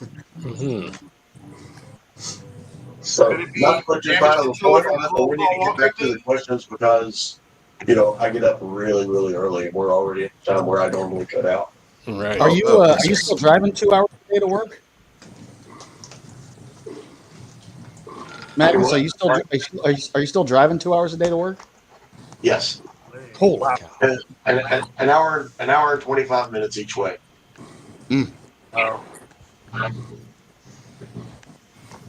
Well, one last question before you sign off for the evening.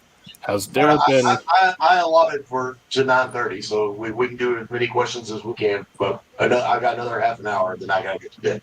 All right, cool. Is there a Holy Grail figure that slipped out of your hands that you would love to get? now that I've got my Megatron in a box, but before then, it was that one that was in the box that I saw around the 1990s. I don't remember what year it was, but I saw that one and I was like, ooh, yeah. Now, funny story about one, and I've told it on here before, but we've got new guys here. The Pepsi Optimus Prime. I'm sure everybody knows what it is. There's an Optimus Prime that hauls a bottle of Pepsi. With an actual, 16-ounce bottle of Pepsi you can put on it, but he's got a cardboard cutout in the box. I told you before, our collector's mall, there's 3 Transformers booths. Well, there was this one, and he had that Pepsi Optimus Prime sealed in a box. And me and my lady were walking through there, and I was like, oh, this. I want to get this. And I checked myself, and I was like, can't spend it this week. Can't spend it this week. So I hid it. I hid it behind like Put it on the old layaway program. Yeah. And I was like, I'll come back and get it next week. Well, next week we go in there to get it, and it's gone. Suck my, oh, man. Son of a bitch. And at Christmas, 2 months later, I opened it up. My lady went back there and bought that son of a bitch for me and had him under the tree. Wow, that's a special woman. Yeah. Take my hat off to her. I wish my wife would do beautiful she's things. Actually put quite a few in here. Now that she's already in bed, I'll share this other story. I have a shelf of overflow, which is what this big cabinet is behind me. The bottom row of that you can't see is all stuff that I have triples or quadruples of. Most of those are from her because she'll go out and she'll like, oh, I don't think that I've seen this one, and she'll buy it. She will never know that it's not the most important piece that I've been looking for. When she comes in and she showed me the 6th puffer because she'd already bought me 3 other ones. Jesus. The 6th puffer she bought. She's like, I saw this one today. I don't remember if you had this one up. And I was like, oh, yeah. Gosh, I haven't seen that thing. A convoy of trucks. She will never know. She will never know that the piece that she hands me is not the most important piece that I need for this collection. That's heartwarming. That's beautiful, man. Yeah, well, she does. She buys as many of these things as I do for this room. She supports my passion, and I support everyone. Just found out one today of hers. And if Charlie and Ashley are still on, I think I saw that they were getting off. But this morning, while we were talking at breakfast with Chuck and Ashley, we were talking about video games. And we were talking about, popularity games and stuff like that. And the subject of Mario got brought up. And I said, well, Mario was popular to the younger generation, but it doesn't really go up. It doesn't grow up with as you get older. And she went, excuse me? And we've been together for almost 4 years now, and we've known each other since 1990. Whoa. I have never heard her say anything about Mario. She has a Mario passion. And I was like, 4 years? And you just now? I have all this shit right here. I have an entire arcade in that next room, and you have never told me, hey, baby, can you get me a Mario game up in here? You will absolutely get a Mario game. Yep. Oh, dude, I've been all over eBay. I'm going to get a stand-up. What are you talking about? I've got 2 stand-up arcade games in there. There will be a Mario Brothers in that room. Oh yeah, arcade one. Well, you can find a cabinet. Sometimes you'll get the cabinet with all the Mario games on them. And that's what you wanted to do, One of my friends, my tech guy, Pete Sims, shout out to Pete. Love you, brother, if you're still on. Pete came over today and helped me hook up all these lights, and we did all these tests with the cameras and all this stuff today. Pete and me combined could build anything because he was like, dude, it's an 8-bit game. It's a 16-bit game. We can build all we got to do is get the controller. You can build the box. And we can put, 1,600 games on one system. Whatever, if you want to build the fan. We've been talking about that. And now that I own these other 2 games in here, one of them has the 4 controllers on it. It's the Teenage Mutant Ninja Turtles. Excellent. Well, I found out that I can order just that platform since I already own that one. I can put in a call for a replacement controller deck that has those 4 controllers on it. And so I'm thinking real serious about ordering that and then building my own custom cabinet with like a 40-inch LCD on there. And then we put up a computer and we have nothing but all the arcade classics that we can think of in it. That would be cool. That would be very Yeah. cool. Can I ask you guys a quick question? Surely. I'm just curious, man. It just crossed my mind. Have you guys ever had something really expensive either fall off a shelf and break, or in the midst of transforming it, break something? Like on something like really expensive. I feel like the answer is yes, but I can't think of what offhand. Just that hook for me from Walmart. Mm-hmm. The biggest one I can think of now, it didn't break per se, but it fell apart, and that was that FSC Slave 1 that my cats knocked off the top shelf in my other house. And so, of course, it's made of Legos. So as soon as it hit the ground, it became a pile of Legos.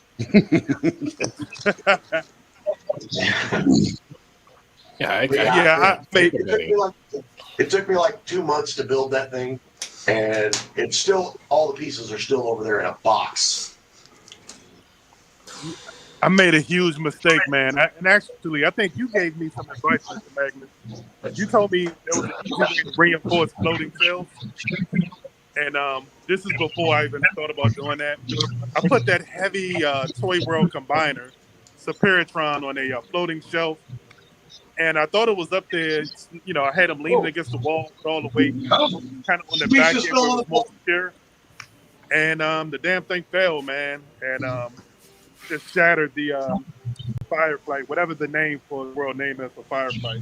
It just shattered. And I was pissed, man. You know, I think it was like $600, man. And I can't find a replacement. And actually, it fell twice, so I'm a super dummy. I didn't learn from the first time. So the second time, the damn thing shattered, and I was just beyond pissed about that. So. My job requires me to be able to kind of see in the future. I'm a problem solver. I try and look at what the problems are before they become. And so this room is also that same way. Up on my tower over here, I've got the X-Transbots combined form of Minosaur, which is very top-heavy. If any of y'all own him, he's very top-heavy, so he doesn't stand real well, especially on a second-floor house where the floor kind of shifts a little bit when you walk on it. So yeah, whenever I decided I'm going to put him up there, before I ever even put him up there, I mounted 2 hooks and put fish line up there. And so he sits up there and he's got 2 pieces of clear fish line across his chest that keep him standing up, so he can't fall forward. I've come home and seen him lean it. I'm like, oh, okay, let's tighten this up a little bit. Magnus, he's never taken that dive. Magnus, question for you. What made you choose X-Transbox Minosaur over DX9? Oh, no, I did not choose X-Transbot over DX9. I have both. Which one do you like better? Both? Why not both? I'm going to increase that. I also have TFM times 2 so that I can display him combined and in their shiny bot modes. And I have 3 sets of the new Velocitron ones, or the new Legacy ones. The Combaticons, because I'm a car nut, are my favorite combiner. Now, I need to know which one is the better one. In my opinion, I really like TFM because of the shininess. You know, I bought the shiny ones, so they actually have the metallic paint on them. But as we all know, metallic paint chips and stuff, so you can't handle them a lot. But they are the best to just look at and go, ooh, it's pretty. Mm-hmm. But that freaking XTB or X-Transbots Minosaur is massive, and I'll change the camera because I have an entire Detolf dedicated to nothing but Minosaur. Well, because I plan to buy one, but I'm just kind of torn between DX9 or getting the X-Transbot. DX9. Fans toys. Fans toys ain't complete. I'm joking. That's what I'm waiting on. But yeah, I got my little legacy. My legacy with the upgrade kit, the DNA upgrade kit. Yeah, That's I my got it. Minosaur until I get the fans toys one. I have no idea what Stephen Bach is saying. Once Mr. Magnus gets off the stream, his "why not both" meme, little girl gonna get out of chipped like a Gundam. So look, you know the irony of what Mr. Magnus said, that he troubleshoots and he looks, he foresees like issues or anything. That's what he does for work. I'm a risk manager. That's what I do at work. And I just assess Screen, the can whole you give me the full situation. screen? Charlie, did you say DX9? Yes, I got the X-Transbot one, and I recommend getting the DX9. Is it because of the leaning situation, or is it just because it's a better looking bot? I think it's probably built better, and the leaning. As soon as you put that cab in the back of it, it's horrible. And the trailer is a mess. So here's the question. So usually when there's three components, one Screen, always. can you give me full screen? Which one suffers out of each one? Oh, well. Which one That's suffers? all the Combaticons. So standing on top of it is X-Transbots. The top shelf inside is TFM combined. The shelf underneath of it is TFM separated. The one below it is Fansoys, or not Fansoys. Shit, I'm drawing a blank. I've been drinking. DX9, and then at the bottom is Legacy. Now, also on top shelf, there, not on top of the cabinet, but the top shelf is the original G1s laid across there.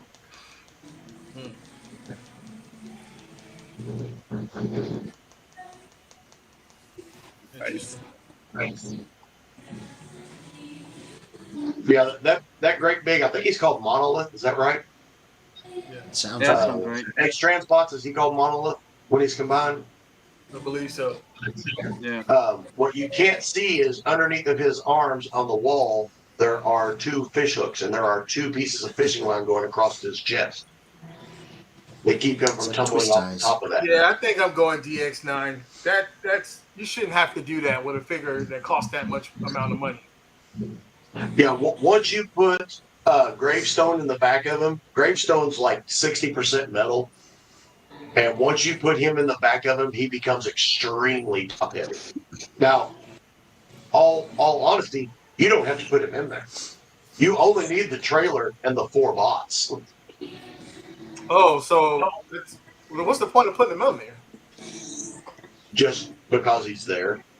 We didn't know it when we bought it. Here was the money grab for them. They put out the small cars first, and then they put out Gravestone, which was the truck. We didn't know that we had to have the trailer to combine them. So Charlie, does that change your opinion about him if you exclude Motormaster? Well, I was already that far invested. I went ahead with it. But if you leave out the truck, yeah, there was a lot of people that rage quit and sold their shit when they found out that they had to buy another $400 piece or $200 piece to combine them. There was a lot of people that rage quit that section.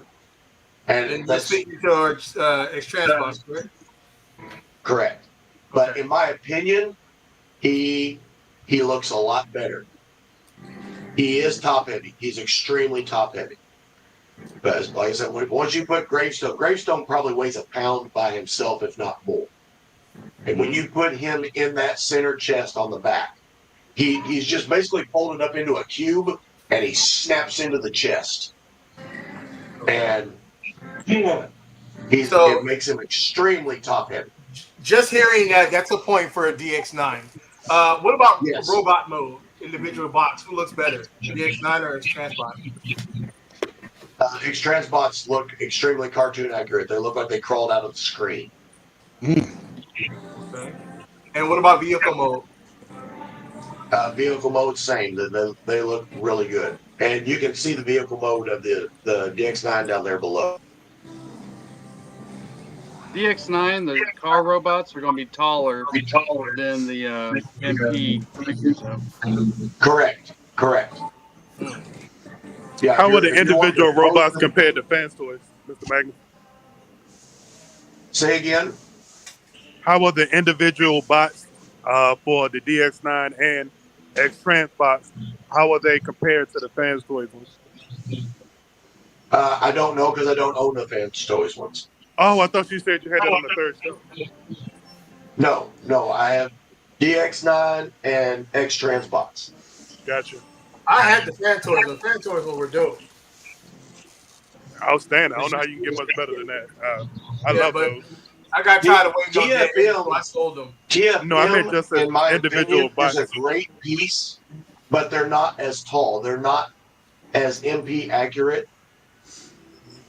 What is that one, Charlie? That's I can't hear him. Yeah. Outstanding. It's the fan toy. That's the Fan Toys? Yeah. I'll tell you what, that's a good looking bot. It's great, man. All of them are. They're awesome. Oh, no.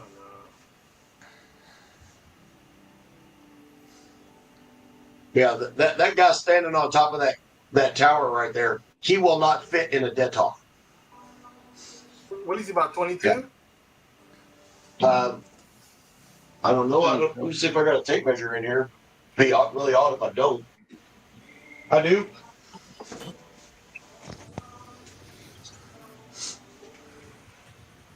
He's 21 and a half inches to the shoulder of drag strip.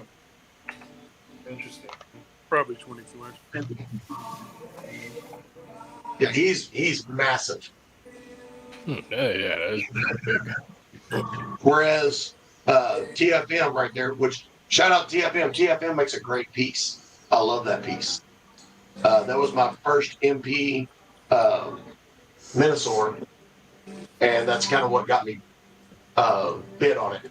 And then the second one, it just fell in my lap. A guy posted that he wanted to get rid of it, and he was selling the whole damn thing for $100. So I jumped on it. Wow. One thing I don't like with the DX9 one is the color of breakdown. It looks like he had jaundice.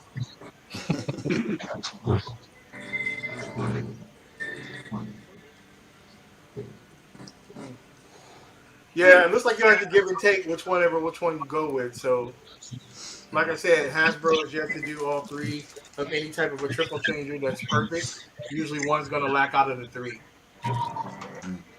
Yeah, the only thing if I that's had wrong it with do over again. Go ahead, Magnus. Go ahead, Charlie.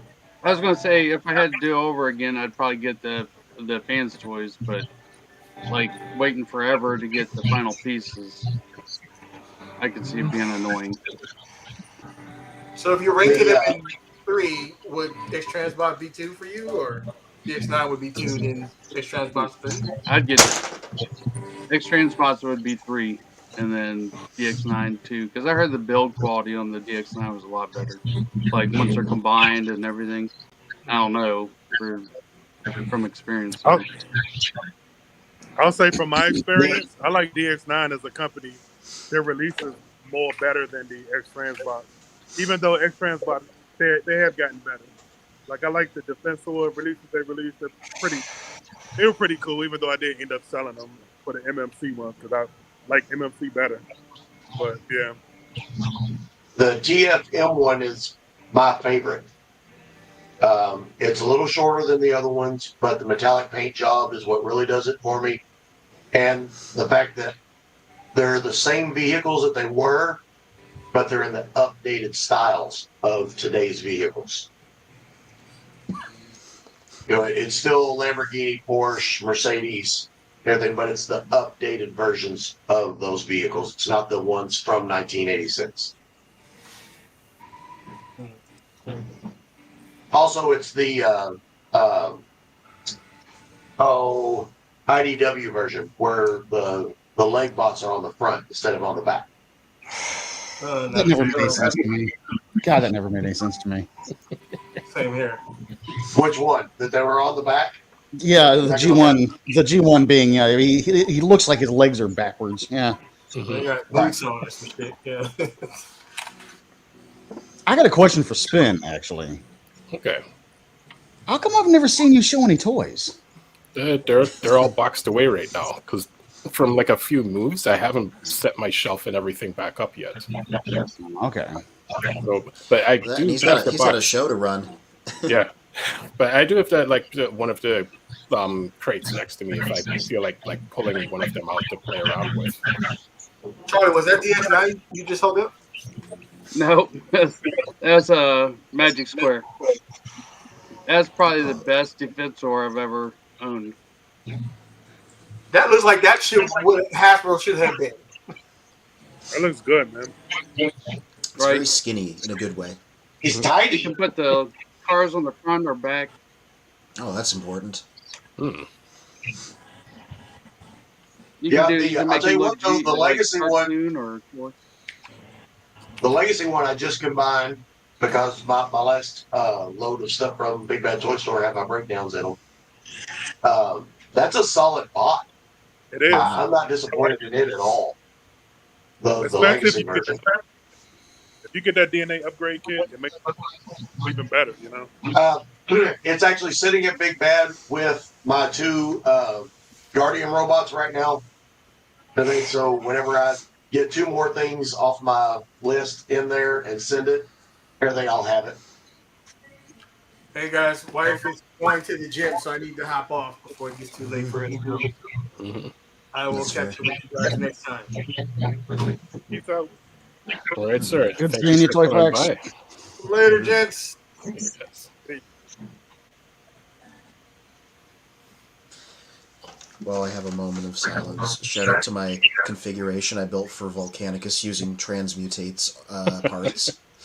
Presumably, the finished combiner will be less skinny armed and legged than this, but this should give you a rough idea of his size. It's about Voyager scale.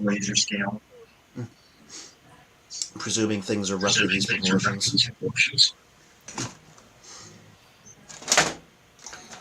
Now, Slag wasn't the centerpiece in the original Volcanus, was it? Wasn't it Grimlock? No, yeah, it was Grimlock. Yeah. Like I said, the speculation is that they're going to do this guy up as Dino King from Victory because the Triceratops was the torso in that robot and so forth. Oh, okay. So is Slag going to be the sixth one? Or Slash, I mean, Slash?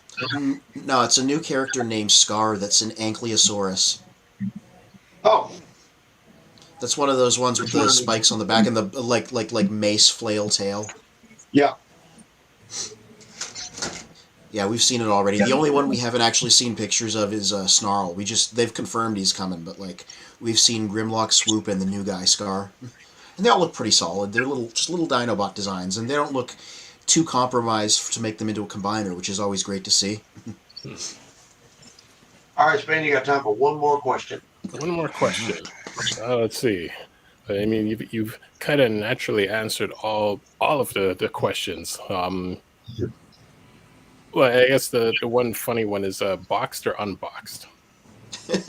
Why not both? Unboxed. If you can afford it, I buy mine in 2s and sometimes 3s so that I can have the box and the bot. As you can see in this room, I prefer out of the box. But I'm at a point in my life where I can afford to be both. But yeah, if I can only do one, I'm definitely the person that likes to pull them out and make different scenes and stuff. You can't really see it, but over in this one cabinet right behind me over here, I have my Starscream, Coronation Starscream, the from the WFC size, and I have every female bot of that same size worshiping. Ooh.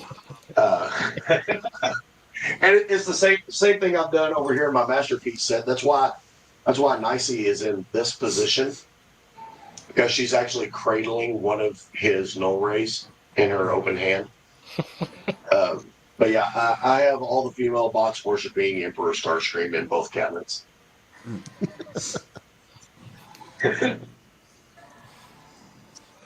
Mr. Magnus, will you be displaying one of those Guardians gets without a all head? the ladies. He gets all the ladies. Well, Starscream is popular with the lady fans, so that makes sense. Mm-hmm. I have noticed that. My daughter is a big Transformers fan. And her girlfriend are extreme Starscream fans. Yeah. It's a long-running thing, but I believe the explanation is that he hits the same character archetype as, say, Loki from the Marvel Cinematic Universe, basically.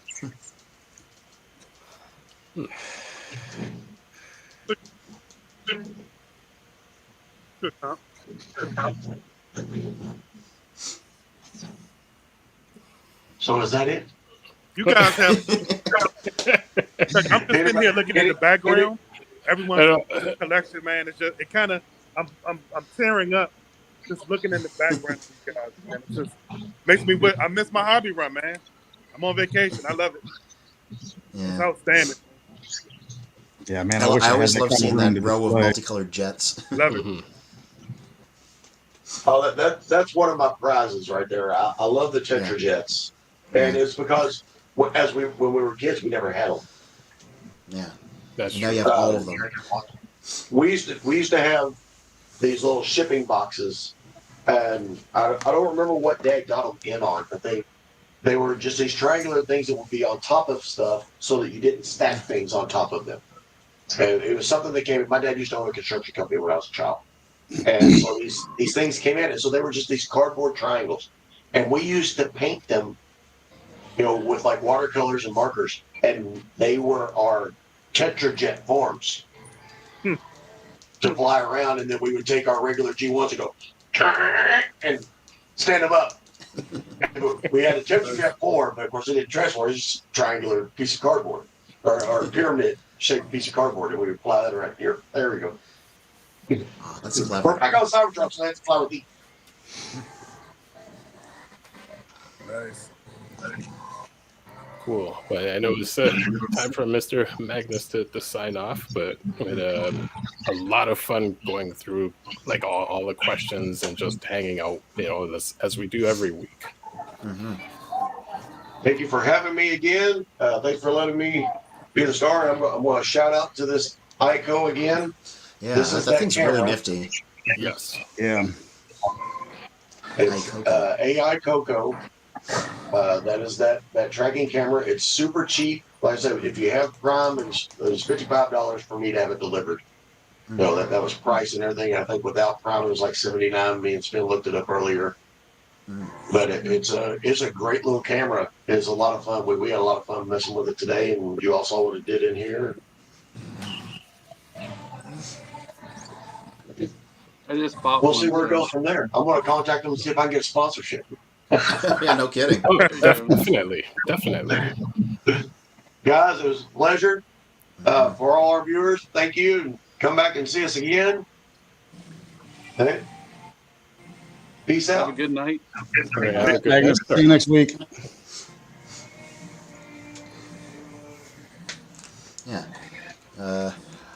Just to get things on my end talked about tomorrow. Now I was busy, but see what I do is I always keep a review in the chamber for if I have a busy week, right?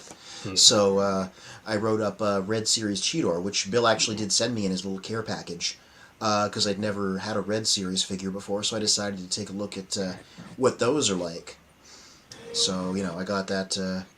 Did the pictures, did the write-up. That'll be up on Children of Primus News and Reviews sometime tomorrow. Cool. And you know what? Just before we sign off, there's one thought that I had in my head for the last few days. And I guess I'll direct this to you, Anthony, and then to everyone else. You were, I guess, growing up, you'd be more of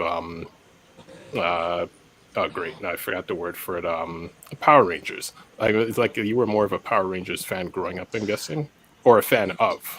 Yeah, like they were a thing. I didn't stick with them the way I did with Transformers, but yeah, I watched a fair amount of them. Several of the shows, the original show, a couple of the sequels. Yeah. Okay, and I guess the question is, in terms of from the original series up until when it ended, did it kind of follow a continuous storyline, or were they just different, like different variations? It is generally all one continuity. There's a couple of exceptions. The original movie is technically non-canon, and the new movie, obviously, the one they did in 2017. But the rest of the shows are all in the same universe. They started at past a certain point soft resetting it every season because there'd be a new team of Rangers and a new bad guy to fight. But the old heroes would still show up for like crossovers and things just to cement that it was a shared world, even if they kind of tried to not make it too continuity heavy. But yeah, it's always been the same universe. Sometimes there's other dimensions that they visit to make another show make sense. Yeah, it's full. It's full DC slash Marvel slash whatever. Just not as complicated because they want each show to be able to bring kids in. So Okay, because I'm saying that in the fact of I saw the preview for the new Power Rangers movie coming out, the Netflix and special. yeah, this the Netflix special, and oddly enough, like after seeing it, I'm like, this is what Transformers is missing, because like Yeah. I wasn't into like Power Rangers when I was younger, only because like I was a bit older when it came out, but I remember some of the episodes and the shows and everything. But then Yeah. looking at this Netflix special, they're doing exactly what Transformers should be doing, where I'm like, Yeah. here's the original actors, the same type of cinematography, props and everything. And I'm like, it's nostalgic looking at it, and I'm not a fan of that. Yeah. But I'm like, I would actually sit down and rather watch that, and have more hope of the Power Rangers than the Rise of the Beast, Yeah. as oddly as that is. I'm definitely gonna. I haven't seen any of the shows in a long time. I'm definitely still gonna watch that because it looks pretty good. And it's because Hasbro slash Allspark Studios owns it now, right? The previous owners, Saban, famously never liked spending any money on the show, so Interesting. that the crossovers would always be normal episodes of the show, and they'd be done in like 22 minutes. Whereas this is like, we're gonna make this a long thing. It looks like it has more money than your average episode of the show. Making it a big tribute. So I'm like, this is pretty impressive. So you have like a Hasbro Entertainment subsidiary over there doing that for Rangers. So it's in the air as a thing they could possibly do with Transformers too. Cool. And what do you guys think? Or have you guys seen the preview for it? I haven't seen it. I've seen the preview. I was never a Power Rangers fan, so Yeah. I just kind of didn't pay attention to it. Yeah. I mean, it's basically just the original villain is back in a robot body or something, and a bunch of the original Rangers have to go back into action to stop her, and all the old actors came back. A bunch of them did, including some that had never come back since the original series, because there used to be some acrimonious stuff behind the scenes. But new company means they're like, okay, we'll finally come back. So yeah, it's a pretty big deal. Yeah, I saw the preview. Mhm. I mean, it looked interesting. It looked like they hit on what the original fans would want to see. Like you said, Ben. If they did something similar in the Transformers vein, that would be something that that would appease the guys like us. Even though I do think the front end of the Bumblebee movie kind of hit on that. Mhm. In a way with some new CGI and all that kind of stuff. That's what we all want, like a full-length movie in that style. That'd be awesome. Mm-hmm. Yeah. But yeah, I kind of got the nostalgic buzz watching that Power Rangers, but I never liked them. I never could get into it. Yeah. Well, you really had to grow up with it because it is very Yeah. of its time. I've said this before. The '95, I think it was, the original movie is like, if you want a taste of what it was like, I'm like, just watch that. That'll tell you everything you need to know about like the tone of it and everything. So that's about it. When did they air? could- When was the premiere of that show? Do you know? Mid '90s. I I don't was know going if to it say was. 93. Yeah, that sounds about right. Yeah, I was in That- 10th grade, yeah. so nah. Yeah, movie happened. The movie is the same thing as the Transformers movie because it happened between the second and third seasons and introduced status quo changes and had a soundtrack of like rock music that would play. So it literally is just the Transformers movie, but for that franchise. Mhm. It Well, opens with the Red Hot. the Transformers movies had a lot of big names, voiceover names, and they put some money into that. You know, the '86 Yeah. movie. Oh yeah. Nah, this one that's the only thing. This one just had all the show actors and like they obviously had more money than the show, but this wasn't like a $1 million blockbuster they were making. The bad guy in the Power Rangers, the crazy witch, she sounds. Swear it must be the same voice actor. She sounds just like Hagar from Voltron, the original. You know, Yeah. it might be. I will say, there's a number of like well-known like voice actor alumni that have come and gone from that franchise, so that's possible, honestly. Because you need people to voice the suit monsters, so they try to get good talent for that. I always wondered why that show looked so freaking cheesy because I was messing around a lot with. Oh yeah, I was messing around a lot and making my own little productions with a video camera that I bought in high school. And I was like, man, I can make that show in my backyard. Why not pay me millions of dollars? But come to find out, I guess a lot of the fight scenes that had all the cheesy effects and everything were like from the 70s. Like whatever show they took the principal idea from, they used all the. It looked like Voltron. It was contemporaneous. Like, it was airing in the early 90s, and then they chopped it up and dubbed it and reshot it for, like, the following year for the American audience. Oh, no, this was like... No, the fight scenes and everything, I guess, came from an original show that existed, like, 10, 15 years before. Yeah. Oh, yeah, Super Sentai. It had existed since the 70s, but like the specific series they chopped up and used for the first season of Power Rangers was like from the previous year, so it wasn't specifically from the 70s. The franchise is, but like...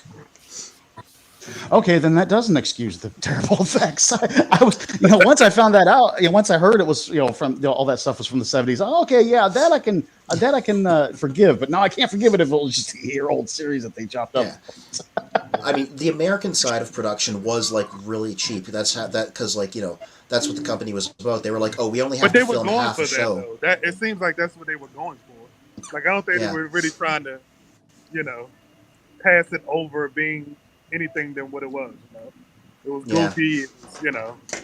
Like if you're a child and you were watching that, I understand you liking it for nostalgic reasons. It wasn't for like And like my understanding is like on the Japanese production side of things, they were spending money. It's just not in ways that are initially obvious because they're not spending money on the props and costumes. They're spending money on the stunt people and the fight choreography like every week.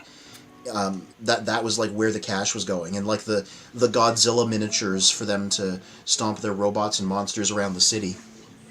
Yeah, I was going to say like the early Godzilla movies, and then when you think of the Beastie Boys, the Beastie Boys video where they have like the the pretend Voltron.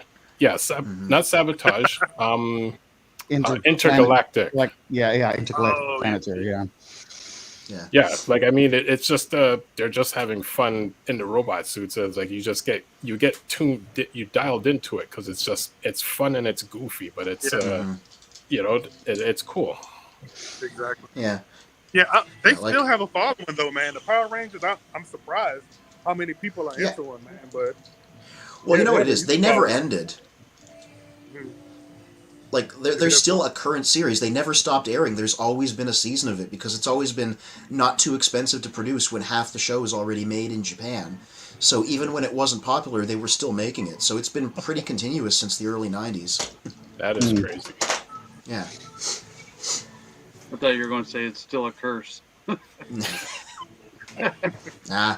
I'm not. Did they do not any crossovers, the Power Rangers, with any other? They did one with Turtles. I remember that with the yeah. They did crossover with there was a Ninja Turtle show in the 90s called Next Mutation, and it happened to be made by the same company. It was like a sequel to the movies, sort of, and they crossed over with that. They also tried to launch Kamen Rider in the U.S. as the Masked Rider, and they did a crossover to that to try and sell it. That only lasted one season and didn't go far. Wow. But those are the only crossovers they've done, to my knowledge. Did you To my guys knowledge, hear I'm about like, the Ninja Turtles, the Ronin, the last Ronin? They're gonna come up with a video game kind of based, ooh. kind of like on the God of War theme. That's supposed to be coming out. Yeah, I've seen that. Yeah. It's funny. I haven't read the comic. I bought it for a friend for a birthday gift. When IDW published it, when I was reading the IDW's Transformers comics, it felt like for a year solid, they were always advertising The Last Ronin in the back of it. Like, I got sick of seeing the ads for it. Yeah. That's gonna be a cool ass game. Well, Bill, aka Mr. Magnus, says thanks for having me tonight. It was a blast. So peace, Bill. And yeah, I guess on that note, as we'll slowly wrap up, did anyone have anything they want to mention before we sign off? I did mine. On Toy Warp this week, I'm currently working on the video for this toy here, the Daredevil 500 set from Woolworth. It's kind of like a roller coaster for cars, so keep an eye out for that to pop up on the channel. Looking forward to it. Gotta follow your channel. Is their channel called Toy Warp? Toy Warp? Yeah. Vintage? Toy Warp Vintage Reviews. Yeah, I'm gonna follow you when I get off here. Thank you. Hey, Toy Warp, I'm going to be in your neck of the woods in June. Oh, yeah? Where at? Down in Bradenton Beach. Oh, okay. Yeah, that's right close. Yeah. I'm in Florida I'll be down now. there for a week. Hey. I was wondering Fort if you were. Lauderdale. Nice. Yeah. Oh, yeah, you're over near the coast. What do you do for your vacation? Oh, sorry, you cut out. Oh, what'd you do for your vacation, Johnny? Oh, yeah, no. So we have a condo here in Fort Lauderdale. So we came here for 3 days. My parents came down and met us. And we went on a cruise, Royal Caribbean, and we got back 2 days ago. And we're going to stay for a couple of more days and head back to Washington, D.C. Back to my toy room. I miss it. I miss that more than my little chihuahua. I won't tell my wife that, though. But I am being honest. I think my cat is telling me to log off. That's the look that she's giving me right now. Looks like it. She's like, you've been over here 2 hours, bro. What's up? Yeah. Yeah. Yeah, like she's looking right at me. It's accusatory, too. Jesus. Yeah.